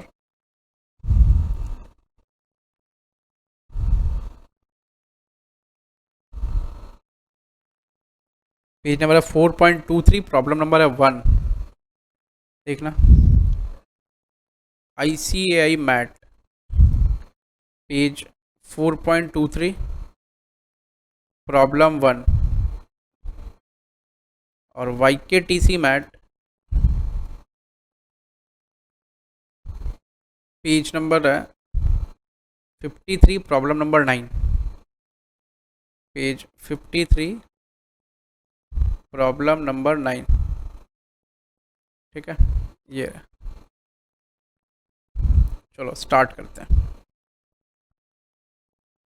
बोल रहा है एक्स हुआ closing his books on 31/3/16 fail to take the actual stock on which he did only on 9th April 2016 when it was ascertained by him to be worth rupees 2,50,000।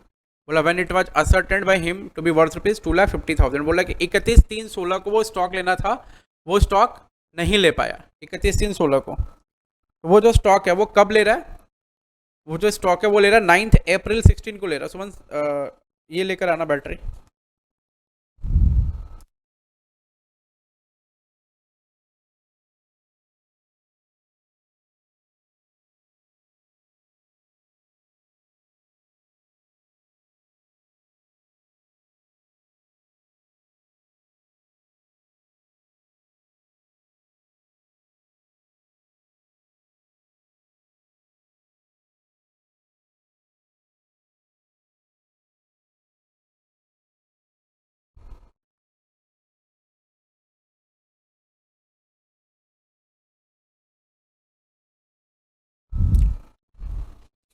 चलो बच्चों देखो,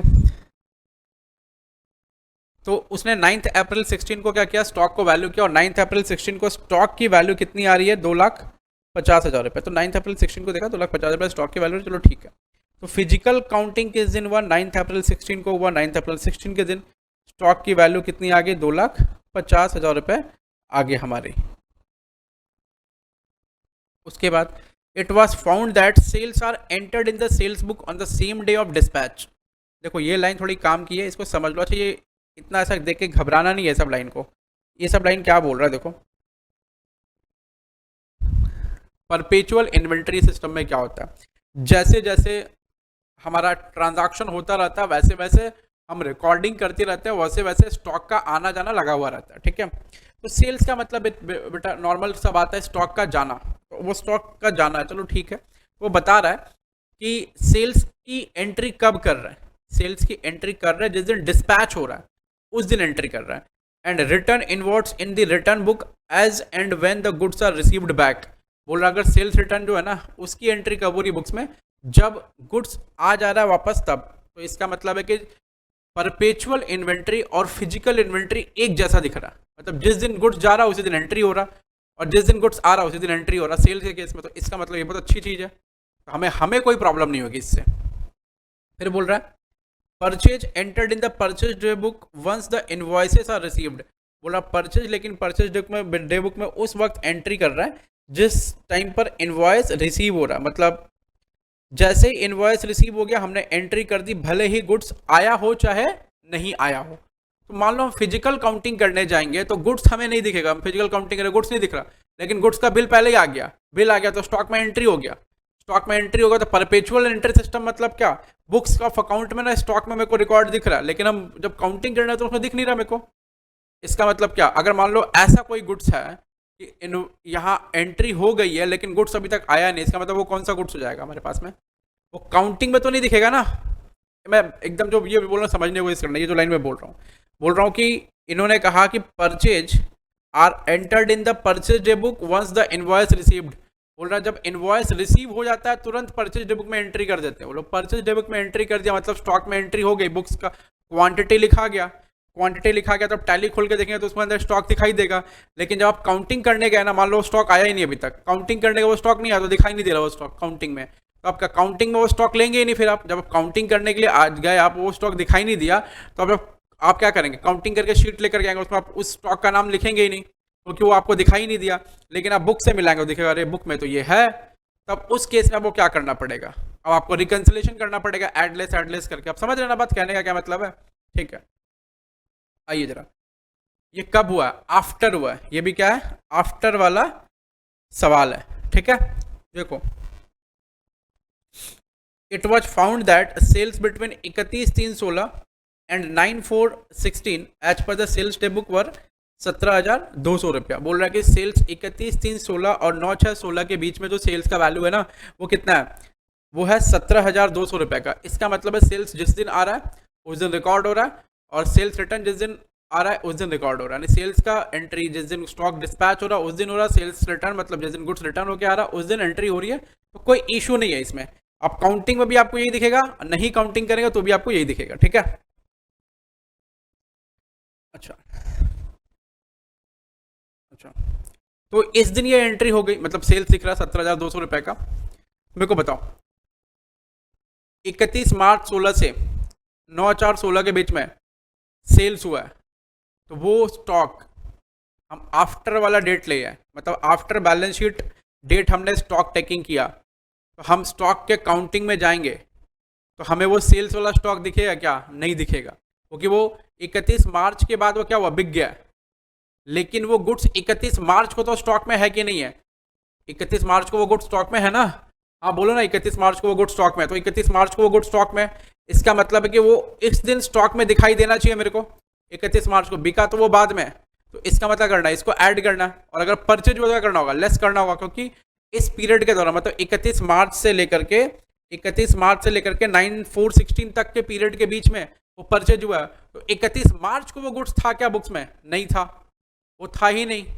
जब वो नहीं था तो उसको क्या करना पड़ेगा, लेस करना पड़ेगा, ठीक है। आइए तो सेल्स है, सेल्स हमें माइनस करना है 17,200 रुपये का। फिर बोला परचेज जितना रुपया हुआ है as per the purchase day book, purchase day book के द्वारा बता रहा परचेज इतना रुपया 1,200 रुपये का, ठीक है।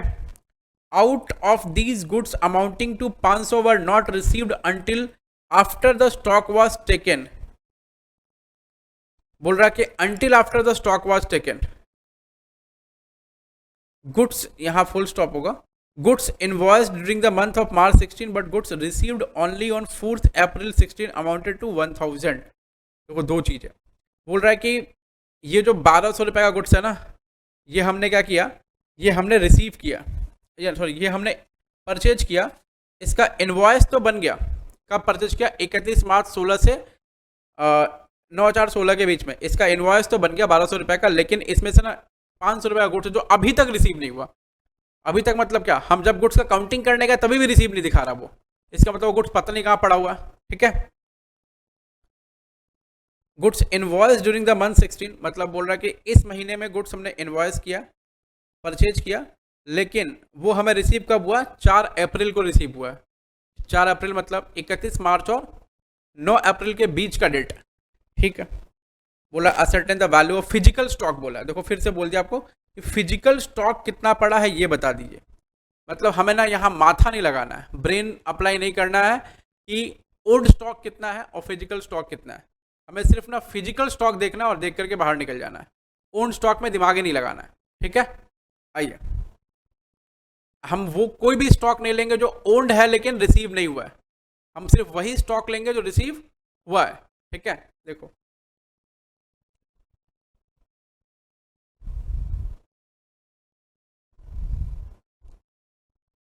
Value of stock on 31/3/16, value of stock on 31/3/16, ये वैल्यूएशन कर रहा है, यहाँ लिखो value of stock on 9th 9/4/16, value of stock on 9/4/16,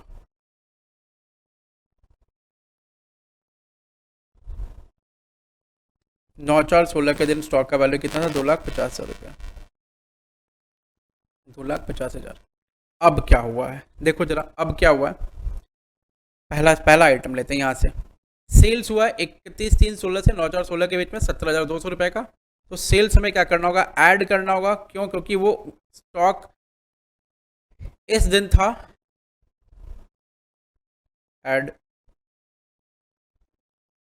sales at cost, add sales at cost, at cost कितना 17,200 माइनस 17,200 का कितना परसेंट है, हमारा ग्रॉस प्रॉफिट का रेट 33% ऑन कॉस्ट है।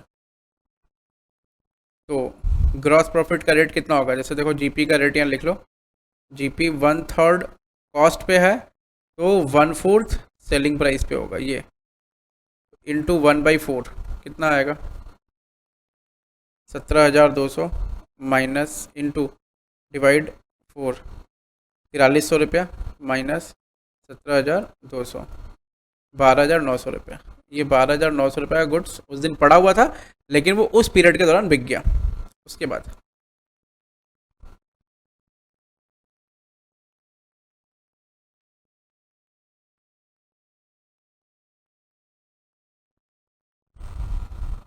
फिर बोल रहा परचेज 1,200 रुपये का किए, out of these goods amounting to 500 were not received until after the stock was taken. देखो ना ये क्या बोला, सिर्फ फिजिकल स्टॉक का वैल्यू आपको निकाल के देना है। तो आपने अगर इस पीरियड के दौरान परचेज किया, किस पीरियड के दौरान 31/3/16 से 9/4/16 के दौरान, देखो मैं लिख देता हूँ यहाँ पर, थोड़ा सा समझा देता हूँ आपको। देखो ये है 31/3/16, ये है 9/4/16, आपने इस पीरियड के दौरान 1,200 रुपये का गुड्स परचेज किया जिसमें से 500 रुपये का गुड्स अभी तक रिसीव ही नहीं हुआ। इसका मतलब कितने का रिसीव हुआ कुल 700 का, और वो 700 का गुड्स इस दिन क्या होगा दिखेगा, जब आप काउंटिंग करने जाएंगे तो दिख रहा होगा। हमें खाली चेक करना, फिजिकल स्टॉक मिलाना हमें तो फिजिकल स्टॉक चेक करने का तो हमें 700 रुपये का फिजिकल स्टॉक दिख रहा है, हम उस फिजिकल स्टॉक को क्या करेंगे, वहाँ से हटा देंगे, क्योंकि वो गुड्स, ये जो फिजिकल स्टॉक इस दिन दिख रहा ना 700 रुपये का, वो इस दिन था क्या, नहीं था। और वो 500 रुपये का स्टॉक भी इस दिन नहीं था, तो वो 500 हटाए, वो 500 नहीं हटा रहा है, क्यों नहीं हटा रहा पता, पूरा 1200 क्यों नहीं हटा रहा है, क्योंकि काउंटिंग में सिर्फ कितना दिख रहा है मेरे को, काउंटिंग में सिर्फ दिख रहा है मेरे को 700 का स्टॉक, 500 का नहीं दिख रहा। क्यों, क्योंकि देखो ना ऐसा क्यों है, हमने फिजिकल काउंटिंग करा तो फिजिकल काउंटिंग में जो स्टॉक में निकला उसी स्टॉक को क्या करेंगे, प्लस माइनस करके पीछे लेकर जाएंगे। और हमें बोला है कि आप फिजिकल स्टॉक टेकिंग से फिजिकल स्टॉक टेकिंग निकाल दीजिए, मतलब इस फिजिकल स्टॉक टेकिंग के डेट से आप पीछे का फिजिकल स्टॉक टेकिंग डेट पर जो स्टॉक था वो निकाल दीजिए। तो 9/4/16 में फिजिकल स्टॉक टेकिंग डेट में हम जब गए 9/4/16 में, तो हमें कितना दिखा, 1200 का गुड्स खरीदा है, परचेज डे बुक में एंट्री हो गई, स्टॉक वहां पे परचेज में दिखाई दे रहा है 1200 रुपए का, लेकिन फिजिकली स्टॉक अवेलेबल है क्या, नहीं सर, फिजिकली स्टॉक अवेलेबल नहीं है। ठीक है, तो फिजिकली स्टॉक अवेलेबल नहीं है, तो हमने फिजिकल काउंटिंग किया कितने का, 2,50,000 का, वो उसमें फिजिकल स्टॉक कितने का अवेलेबल है, सिर्फ 700 का, 1200 का थोड़ी है। तो हम कितना माइनस करेंगे, सिर्फ 700 ही माइनस करेंगे, क्योंकि जितना उसके अंदर दिख रहा है हम उतना ही माइनस करेंगे यहाँ से, हम 1200 थोड़ी माइनस कर सकते हैं, समझ रहे हैं आप, हम 1200 माइनस नहीं कर सकते हैं, क्योंकि हमें फिजिकल स्टॉक ही निकालना है। तो यहां क्या करेंगे फिर हम, लेस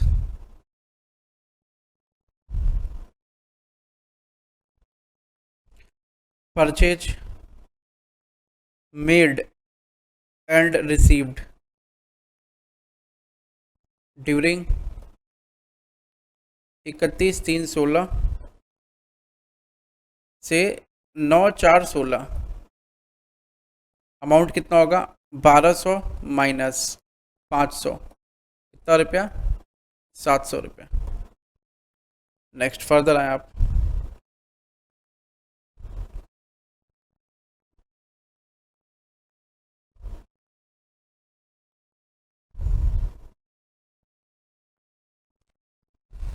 बोल रहा है goods invoiced during the month 2016 but goods received only on 4 अप्रैल 16, 1000 रुपये का।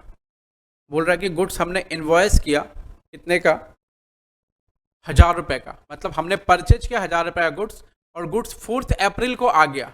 अब 4 अप्रैल को आ गया तो क्या हुआ, हम तो 9/4 को गए थे स्टॉक लेने के लिए, तो 9,000 रुपये का गुड्स इस पीरियड के दौरान हमने क्या किया, परचेज किया, और इसी पीरियड के दौरान वो गुड्स क्या हुआ, 4 अप्रैल में आ गया। तो 9/4 को हम स्टॉक काउंटिंग के लिए जाएंगे, तो 9/4 में हम काउंटिंग करेंगे तो वो 1000 रुपये का गुड्स भी हमको दिखेगा, इसका मतलब फिजिकल काउंटिंग वो 1000 रुपये का गुड्स है, और वो इस पीरियड के दौरान परचेज हुआ, यहाँ पर वो था ही नहीं, तो हमें क्या करना चाहिए, प्लस की माइनस, बताओ जल्दी से, माइनस कर देना चाहिए, क्योंकि वो गुड्स 31 मार्च को था नहीं। आप बोलेंगे भैया यहाँ क्यों नहीं माइनस किया आप, क्योंकि यहाँ देखो ना, आप बोलेंगे ना कि यहाँ कुछ क्यों नहीं माइनस किए, जो परचेज था पीछे में 1200 में तो 500 माइनस किए हैं, यहाँ इसलिए माइनस नहीं किए क्योंकि गुड्स 31 मार्च से 9 अप्रैल के बीच में परचेज हुआ है, और 4 अप्रैल को गुड्स रिसीव हो गया है, और जैसे ही 4 अप्रैल को गुड्स रिसीव हुआ है वो गुड्स 9 अप्रैल के फिजिकल काउंटिंग में दिख रहा है, तो इसीलिए फिजिकल काउंटिंग से हमको माइनस करना है, तो जो दिखेगा वही तो माइनस करेंगे, वहां पे 700 दिख रहा है इसलिए माइनस किया 700। ठीक है, आइए जरा, तो यहां से क्या करेंगे, 1000 माइनस करेंगे,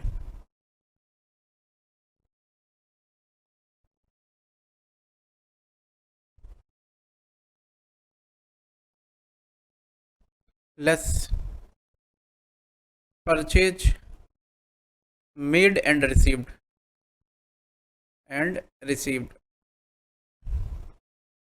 कितना, 1000, परचेज मेड एंड रिसीव्ड 1000। आ जाओ, वैल्यू ऑफ फिजिकल स्टॉक कितना रुपया हो गया,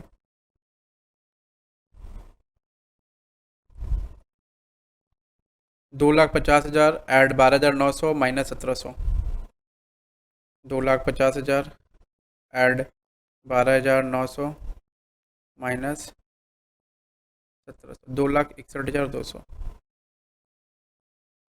2,61,200, ये हमारा क्या आ गया स्टॉक, कब, 31/3/16 को। ठीक है, आ जाओ,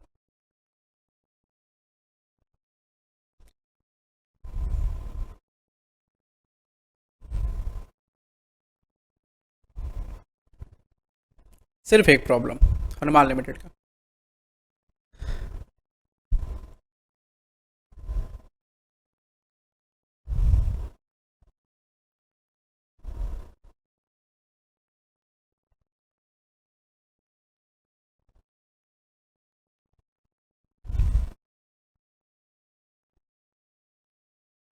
आ जाना। अब जो प्रॉब्लम कर रहे हैं हम लोग वो कर रहे हैं हमारा ICAI का जो मैट है, ICAI मैट का पेज नंबर 4.23, प्रॉब्लम 3, 4.23 का प्रॉब्लम नंबर 3 है। और YKTC mat page 53, problem 11, problem 11, page 53, problem 11। आइए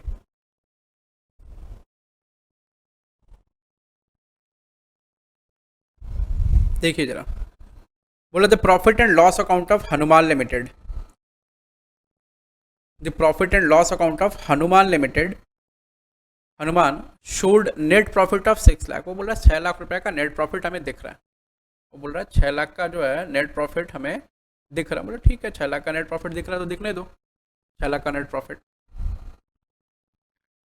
after consideration of closing stock 3,75,000। बोला 3,75,000 का क्लोजिंग स्टॉक कंसिडर करने के बाद हमें 6 लाख का नेट प्रॉफिट दिख रहा है। Subsequently the following information was obtained from scrutiny of the books.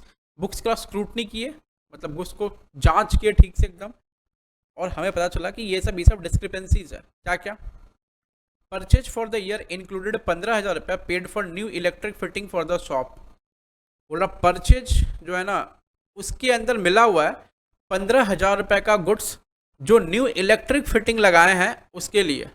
Electric fitting मतलब एक तरह का हमारा क्या हो गया, एसेट हो गया छोटा, ठीक है। और वो एसेट कभी परचेज में इंक्लूड होना चाहिए क्या? वो खर्चा थोड़ी है।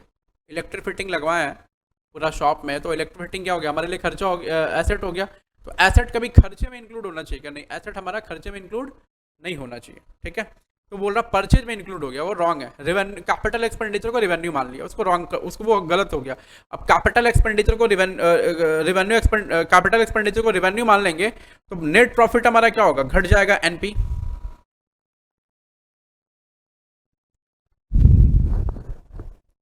तो बच्चों लोग अभी हमने देखा कि परचेज हमने कर रखा है 15,000 रुपये का, जो इंक्लूडेड है कहाँ पे, इलेक्ट्रिक फिटिंग परचेज कर रखा है, वो परचेज में इंक्लूडेड है। तो ये तो गलत बात है ना, आपने कैपिटल एक्सपेंडिचर को क्या मान रखा है, रेवेन्यू एक्सपेंडिचर मान रखा है, जो गलत है।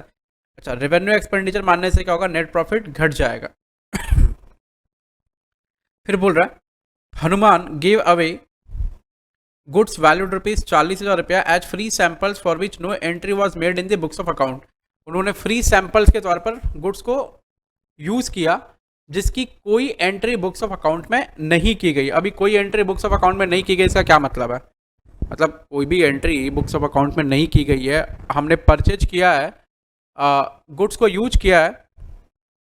किस पर्पज के लिए गुड्स को यूज़ किया हमने गुड्स को यूज़ किया फ्री सैंपल्स के पर्पज के लिए, लेकिन उसकी कोई एंट्री नहीं की। अच्छा, मतलब मेरे को उसकी एंट्री क्या होगी, परचेज अकाउंट डेबिट, सॉरी उसकी एंट्री होगी advertisement account debit to purchase account to purchase, यही एंट्री होगी। ये एंट्री हमें करनी है, राइट, यही एंट्री हमें करनी है, ओके। फिर बोल रहा है invoice for goods amounting to 2,50,000 have been entered on 27 March 16। 31 मार्च 16 को हम बना रहे हैं, ये पीएल का करेक्ट पीएल बना रहे हैं। 27 मार्च 16 को इनवॉइस 2,50,000 रुपये का एंटर हुआ है बुक्स में, but the goods were not included in stock. बोला लेकिन गुड्स स्टॉक में इंक्लूडेड नहीं है। बोलो चलो ठीक बात है, गुड्स अगर स्टॉक में इंक्लूडेड नहीं है तो कोई दिक्कत नहीं, उसको स्टॉक में हम इंक्लूड कर लेंगे। इनवॉइस तो मिल गया ना, परचेज में लिखा गया, लेकिन गुड्स में इंक्लूडेड नहीं है। आपको चेक क्या करना है कि किस एंट्री का प्रॉफिट पे इम्पैक्ट क्या आएगा। तो इस पहले वाले एंट्री का प्रॉफिट पे इम्पैक्ट आ रहा, प्रॉफिट घट जा रहा है। दूसरे वाले ट्रांजैक्शन का प्रॉफिट पे इम्पैक्ट क्या आएगा, देखो एडवर्टाइजमेंट दिखाते हैं पीएल के डेबिट में और परचेज दिखाते हैं ट्रेडिंग के डेबिट में। तो बोला परचेज एंट्री नहीं हुआ, तो परचेज से माइनस करके एडवर्टाइजमेंट में दिखाना है, मतलब दोनों को दोनों क्या आएगा, खर्चे में आएगा। तो इसका नेट प्रॉफिट पर कोई इम्पैक्ट आएगा क्या? इसका नेट प्रॉफिट पर कोई इम्पैक्ट नहीं आएगा। तीसरे वाले का नेट प्रॉफिट पर कोई इम्पैक्ट आएगा क्या? सर परचेज में तो ऑलरेडी इंक्लूडेड है, सिर्फ स्टॉक में इंक्लूडेड नहीं है। इसका मतलब क्या होगा कि इसको क्लोजिंग स्टॉक में इंक्लूड करना होगा, तो इम्पैक्ट परचेज पर क्लोजिंग स्टॉक इम्पैक्ट आएगा, प्रॉफिट पर क्लोजिंग स्टॉक के थ्रू आएगा, बस इतना याद रखना है। फिर बोल रहा है मार्च 16 को 2 लाख रुपए का गुड्स सेल हुआ एंड डिलीवर हुआ and delivered were taken in the sales for April 16। बोला गुड्स मार्च 16 को 2 लाख रुपए का सोल्ड हुआ and delivered were taken in the sales for April 16, मतलब मार्च का सेल्स है और अप्रैल में लिख दिया, मार्च में लिखा ही नहीं, तो इसका प्रॉफिट पे क्या इंपैक्ट आएगा? सर प्रॉफिट घट जाएगा ना, नेट प्रॉफिट क्या होगा, इसके चलते घट जाएगा। फिर बोल रहा है goods costing ₹75,000 were sent on sales और रिटर्न इन मार्च 16। बोला सेल्स और रिटर्न बेसिस पे मार्च 16 में भेजा, जिस पे मार्जिन रखा था कितने का, 1/3 ऑन कॉस्ट। ये कॉस्ट है गुड्स का, 1/3 ऑन कॉस्ट, मार्जिन का रेट है, तो 1/3 से डायरेक्टली मल्टीप्लाई हो जाएगा। बोल रहा है though approval was given in April 16 these were taken as sales. अब देखो ना, जब अप्रूवल मिलेगा तब ना सेल्स मानेंगे, तो अप्रूवल कब मिल रहा है? अप्रैल में मिल रहा। अप्रूवल तो हमें इस साल मिल नहीं रहा, इसका मतलब है सेल्स हमें किस साल मानना है? सेल्स इस साल मानना है कि अगले साल मानना है? सेल्स हमें कब मानना है? अगले साल मानना है सेल्स, इस साल सेल्स नहीं मानना। तो हमने सेल्स में ऑलरेडी इंक्लूड कर रखा है उसको, तो जो इंक्लूड कर रखा है उसका सेलिंग प्राइस वहां से घटा देंगे। 75,000 रुपये क्या है? कॉस्ट है। हम इस 75,000 का सेलिंग प्राइस जो है ना, हम क्या करेंगे, वहां से घटा देंगे। इसका सेलिंग प्राइस क्या करेंगे, हम वहां से घटा देंगे। कहां से घटा देंगे इनका सेलिंग प्राइस? इनका सेलिंग प्राइस हम घटाएंगे सेल्स में से बेसिकली।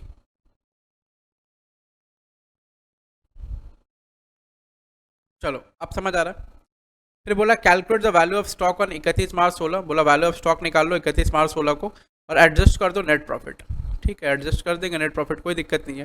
देखो पहले मेरे को ये बताओ कि इन सभी में स्टॉक में क्या क्या आएगा, इन सभी में स्टॉक में क्या क्या आएगा। देखो स्टॉक में क्या आएगा, एक तो जो परचेज हुआ और स्टॉक में रिकॉर्ड नहीं हुआ वो स्टॉक में आएगा।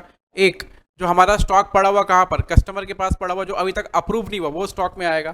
तो दो चीज़ें क्या होंगी, स्टॉक में आएंगी और कोई चीज़ स्टॉक में नहीं आएगा। एकदम एकदम ये बात है। अच्छा प्रॉफिट को कैसे ठीक करेंगे, आपको पता ना पीएल अकाउंट बन चुका है और आपको ये बताया हुआ कि पीएल अकाउंट अगर बन जाए तो हम लोग स्टॉक में कैसे रिकॉर्ड, मतलब हम लोग प्रॉफिट कैसे ठीक करते हैं, profit and loss adjustment account बनाकर ठीक करते हैं। ठीक है, तो वैसे ही हम profit and loss adjustment account बनाएंगे और बनाकर इसको ठीक करेंगे। तो चलिए साथ में स्टार्ट करते हैं और साथ में इसको लिखते हैं, तो फिर आपको समझ में भी थोड़ा आएगा। चलें अभी आ जाए।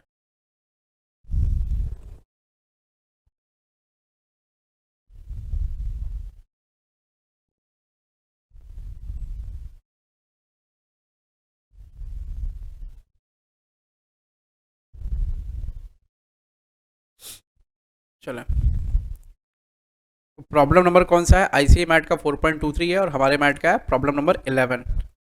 तो एक बनाना हमें profit and loss adjustment account, PL adjustment account, इसका नाम है पीएल एडजस्टमेंट। पीएल एडजस्टमेंट में क्या करेंगे, बाई बैलेंस, प्रॉब्लम नंबर 11 है, बाई बैलेंस ब्रॉट डाउन। हमारा प्रॉफिट एंड लॉस अकाउंट का बैलेंस कितना है, दे रखा है 6 लाख दे रखा है, 6 लाख लिख लेंगे यहाँ पर, by balance brought down 6 lakh.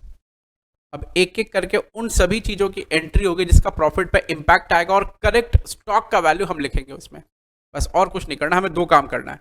हमें पहला काम करना है नेट प्रॉफिट को जो अफेक्ट करेगा वो आइटम लिखना है, दूसरा काम करना है करेक्ट स्टॉक लिखना है।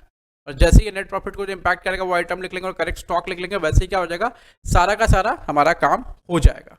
आए जरा देखें, एक एक आइटम लेते हैं। देखिए पहला आइटम है purchase for the year included ₹15,000 paid for new electric fittings for this shop. देखो ना ये पीएल एडजस्टमेंट अकाउंट बना रहे हैं हम, और इसका किस साइड में क्या लिखना है ये देखना पड़ेगा आपको। हमारे पास प्रॉफिट का बैलेंस इतना रुपया पड़ा हुआ, बताओ मेरे को। परचेज, परचेज जो हम कर रखे हैं कितने का, हम परचेज कर रखे हैं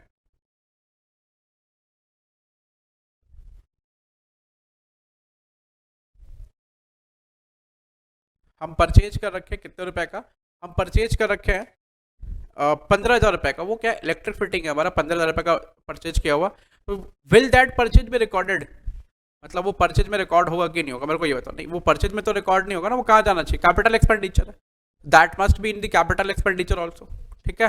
वो कैपिटल एक्सपेंडिचर में रिकॉर्ड होगा, तो वो कैपिटल एक्सपेंडिचर में अगर रिकॉर्ड होगा तो हम उसको कैपिटल एक्सपेंडिचर में लिखेंगे ना। देखो, तो बेसिकली क्या करना होगा, हमें परचेज को कम करना है और कैपिटल एक्सपेंडिचर को बढ़ाना है, ठीक है। अच्छा, इसका प्रॉफिट पे क्या इम्पैक्ट आएगा, इससे प्रॉफिट घटेगा बढ़ेगा, ये बताओ। परचेज में लिखने से प्रॉफिट क्या होगा, कम हो जाएगा, लेकिन अगर हम उसको परचेज से हटा दें तो प्रॉफिट क्या हो जाएगा, घट जाएगा, बढ़ जाएगा। देखो, इसका एंट्री क्या होना चाहिए, रेक्टिफिकेशन एंट्री, एक रेक्टिफिकेशन है, तो इलेक्ट्रिक फिटिंग अकाउंट डेबिट ऐसा टू परचेज, परचेज को घटाना पड़ेगा। और परचेज हमारा क्या है, नॉमिनल अकाउंट है, नॉमिनल अकाउंट है, तो नॉमिनल अकाउंट में क्या होता है, अगर हमारा पीएल बन चुका तो हम यहाँ क्या लिखते हैं, पीएल एडजस्टमेंट लिखते हैं, राइट। तो हमारी एंट्री क्या होगी, electric fitting account debit to profit and loss adjustment account, ऐसा, ठीक है। चलो, तो ये एंट्री हमें यहाँ लिखनी है,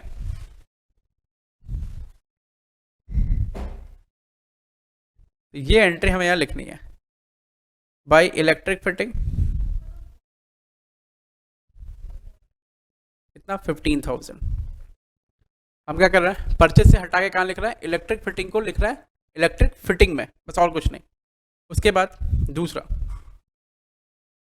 दूसरा हमारे पास क्या है बच्चा, दूसरा हमारे पास है 40,000 रुपये का उन्होंने फ्री सैंपल एडवर्टाइजमेंट के तौर पे उन्होंने दिया, और उसकी कोई एंट्री बुक्स में नहीं हुई। तो हमें क्या करना है पता है, हमें ना एक बार एडवर्टाइजमेंट का खर्चा लिखना है और एक बार परचेज को घटाना है। तो सिंपल सी बात है, एक बार एडवर्टाइजमेंट का खर्चा लिख दो, यहाँ पर टू एडवर्टाइजमेंट कितना रुपया, 40,000 रुपया लिख दिया। चलो, और उसी से परचेज को घटा दो, बाई परचेज कितना रुपया, बोलेंगे भैया परचेज को आपने डेबिट किया तो परचेज को आप घटा क्यों रहा है, परचेज घट थोड़ी रहा है, परचेज घट रहा है क्या, यहाँ लिख दो बाई एडवर्टाइजमेंट 40,000। आप बोलेंगे बाई एडवर्टाइजमेंट टू एडवर्टाइजमेंट क्यों लिख रहे हैं, देखो, पहला एंट्री जब एडवर्टाइजमेंट होगा तो advertisement account debit to purchase account, ये एंट्री होती है 40 की, ये एंट्री होती है 40 की, और परचेज की जगह हम पीएल एडजस्टमेंट लिख सकते हैं क्या, बोलो ना हाँ कि ना, यस लिख सकते हैं, ठीक है। ये एंट्री होती पहली। दूसरी एंट्री क्या होगी, जब पीएल में जाएगा तो PL account debit to advertisement account कितना, 40,000, तो ये इसको पीएल एडजस्टमेंट लिख सकते हैं। ये पीएल कट गया, तो एक बार पीएल में क्या हुआ, टू परचेज, और एक बार पीएल में क्या हुआ, बाई परचेज, ऐसा करके, मतलब एक बार पीएल में टू एडवर्टाइजमेंट और एक बार पीएल में क्या हुआ, बाई एडवर्टाइजमेंट, ऐसा करके क्या हुआ, इसीलिए ऐसा गया है 40-40। ये दो हो गया। उसके बाद और तीसरा आ जाओ, invoices for the goods amounting to 2,50,000 have been entered on 27 March 16, but the goods were not included in the stock. ठीक है, बोल रहा कि परचेज में एंट्री हमने कर दी, मतलब खर्चे हमने लिख दिए, लेकिन वो स्टॉक में इंक्लूडेड नहीं है। तो ठीक है ना, और स्टॉक में इंक्लूड करते हैं उसको, स्टॉक में इंक्लूडेड नहीं है तो स्टॉक में इंक्लूड करते हैं।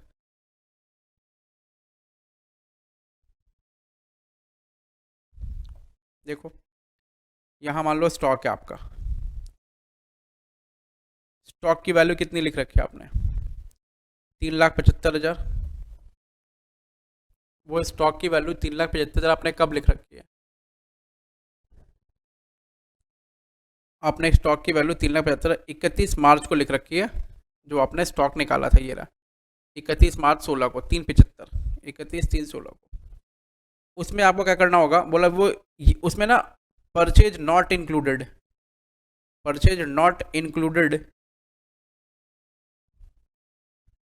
इन स्टॉक, ये लिखा हुआ कितने का, 2,50,000 का, ठीक है।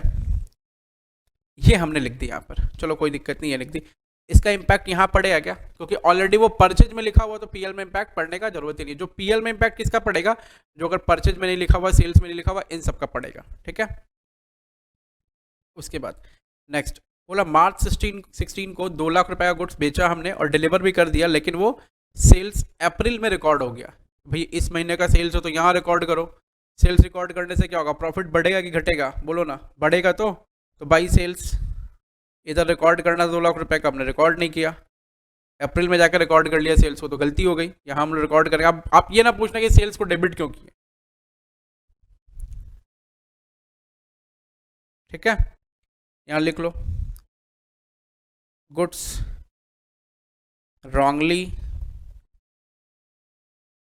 taken as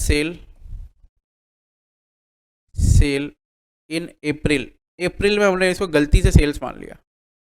ठीक है, कितना आ रहा है, 2 लाख रुपए। उसके बाद goods costing ₹75,000 were sent on sale on return basis in March 16। देखो जरा, एकदम सिंपल है। बोला मार्च 16 को ना सेल्स और रिटर्न बेसिस पे भेजा हमने उसको। बस देखो, जैसे हम सेल्स और रिटर्न या अप्रूवल बेसिस पे भेजते हैं, तो वो क्या हमारा स्टॉक रहता है, मतलब हमारा सेल्स रहता है क्या, कब तक नहीं रहता सेल्स, जब तक वो अप्रूवल ना मिल जाए। तो इसका अप्रूवल अभी मिला है क्या सर, इसका अप्रूवल नहीं मिला है। इसका अप्रूवल मिला है क्या सर, इसका अप्रूवल नहीं मिला। तो ये अगर इसका अप्रूवल नहीं मिला तो ये सेल्स किस बात का भाई, तो ये सेल्स होगा ही नहीं हमारा। अगर इसका अप्रूवल नहीं मिला है तो ये सेल्स नहीं होगा, श्योरली सेल्स नहीं होगा। तो इसको सेल्स में क्यों रखना, जब सेल्स नहीं होगा तो सेल्स में क्यों रखना। अच्छा, सेल्स को क्रेडिट में लिखते हैं ना प्रॉफिट के, सेल्स लिखने से प्रॉफिट बढ़ता है, हमें सेल्स को कितने से घटाना है, 75,000 प्लस उसके ऊपर प्रॉफिट। आप पूछेंगे भैया 75,000 और उसके ऊपर प्रॉफिट क्यों ऐड कर रहा है, क्योंकि 75,000 कॉस्ट का गुड्स है जिसको हमने अप्रूवल बेसिस पर क्या क्या भेजा है, जिसपे मार्जिन था 1/3 ऑन कॉस्ट, और हमने रिकॉर्ड नहीं किया है, हमने रिकॉर्ड किया है एज अ सेल्स। तो हम सेल्स में तो सेल्स वैल्यू लिखेंगे ना, ना कि कॉस्ट लिखेंगे। सेल्स वैल्यू लिखेंगे तो हमने सेल्स वैल्यू लिखा है वहाँ पर। आइए जरा, हमें क्या करना पड़ेगा, उसको घटाना पड़ेगा, और उसको कहाँ दिखाना पड़ेगा, यहाँ पर स्टॉक में। Add stock with customer, stock with customer कितना, अप्रूवल वाला है वो, अप्रूवल पेंडिंग, ऐसा अप्रूवल पेंडिंग, अप्रूवल हमारा पेंडिंग है। कितने रुपए का स्टॉक है बेटा, अप्रूवल जो हमारा पेंडिंग है वो हमारा स्टॉक है 75,000 रुपए का। ठीक है, और इस पे सेलिंग प्राइस जो है ना वो कहाँ इंक्लूड होगी, सेलिंग प्राइस कहाँ से हटेगा, सेल से हटेगा। तो हम सेल से माइनस करने के लिए क्या करेंगे, सेल्स ऑलरेडी पीएल में इंक्लूडेड है, क्रेडिट साइड में सारा का सारा सेल्स लिखा होगा, पीएल में लिखा होगा। तो हम लोग क्या करेंगे, डेबिट में जैसे ही लिखेंगे ये 1 लाख रुपए, तो वो सेल्स का अमाउंट अपने आप क्या हो जाएगा, घट जाएगा, यानी प्रॉफिट को लाख रुपए से घटा देना है टू सेल्स। यहाँ लिख दो अप्रूवल पेंडिंग,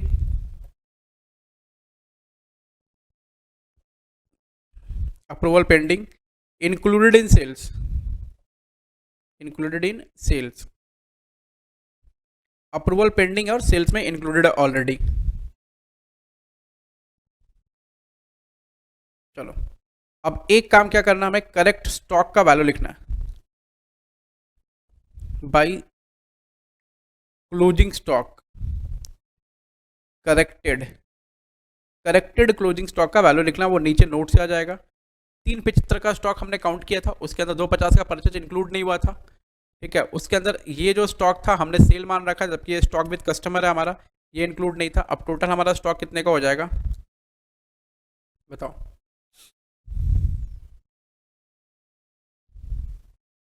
यहाँ लिखो, बेसिकली यहाँ लिखना होगा बेसिकली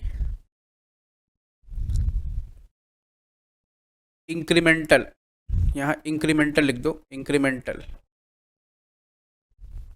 ये इंक्रीमेंटल स्टॉक है, क्योंकि वो जो 3,75,000 का स्टॉक है वो ऑलरेडी पीएल में क्रेडिटेड है, तुम समझो, ट्रेडिंग अकाउंट में ऑलरेडी वो क्रेडिट हो रखा हुआ है। ये टोटल हो कितना रहा, ये टोटल हो रहा है, ये टोटल कर लो 375 प्लस 250 प्लस 75, 7 लाख रुपया हो रहा है, 7 लाख, 7 लाख। ये करेक्ट स्टॉक हो गया, correct stock less stock already written, written in PL बोल रहा है, ऑलरेडी रिटेन इन पीएल कितने का है, 3,75,000 ऊपर हमने ऐड किया। आप बोलेंगे भैया ऐड करने का जरूरत ही क्या था, अरे जरूरत था, करेक्ट स्टॉक का वैल्यू निकला। अब ये माइनस करेंगे आप तो कितना आ रहा है, 700 माइनस 375, 325, तो ये 325 रुपये का ना जो स्टॉक है 3,25,000, ये पीएल एडजस्टमेंट में दिखाना हमें, पीएल एडजस्टमेंट में 325, दट 325 आप यहाँ दिखा दो 3,25,000। अब आपका वो टोटल कितना हो गया और प्रॉफिट कितना आ जा रहा है वो बता दो मेरे को। चलो, तो आपका प्रॉफिट आ जाएगा correct profit to adjusted net profit, ये करेक्ट एनपी निकाला आपने, ठीक है। तो वो कितना आएगा उसको निकाल लो एक बार।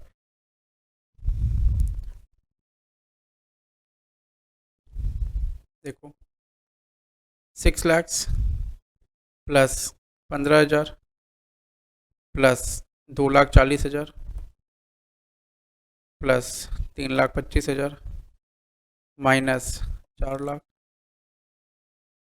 7,80,000, एक 4 लाख नहीं वो 40,000 शायद, प्लस 40,000, 4 लाख लो माइनस 40,000।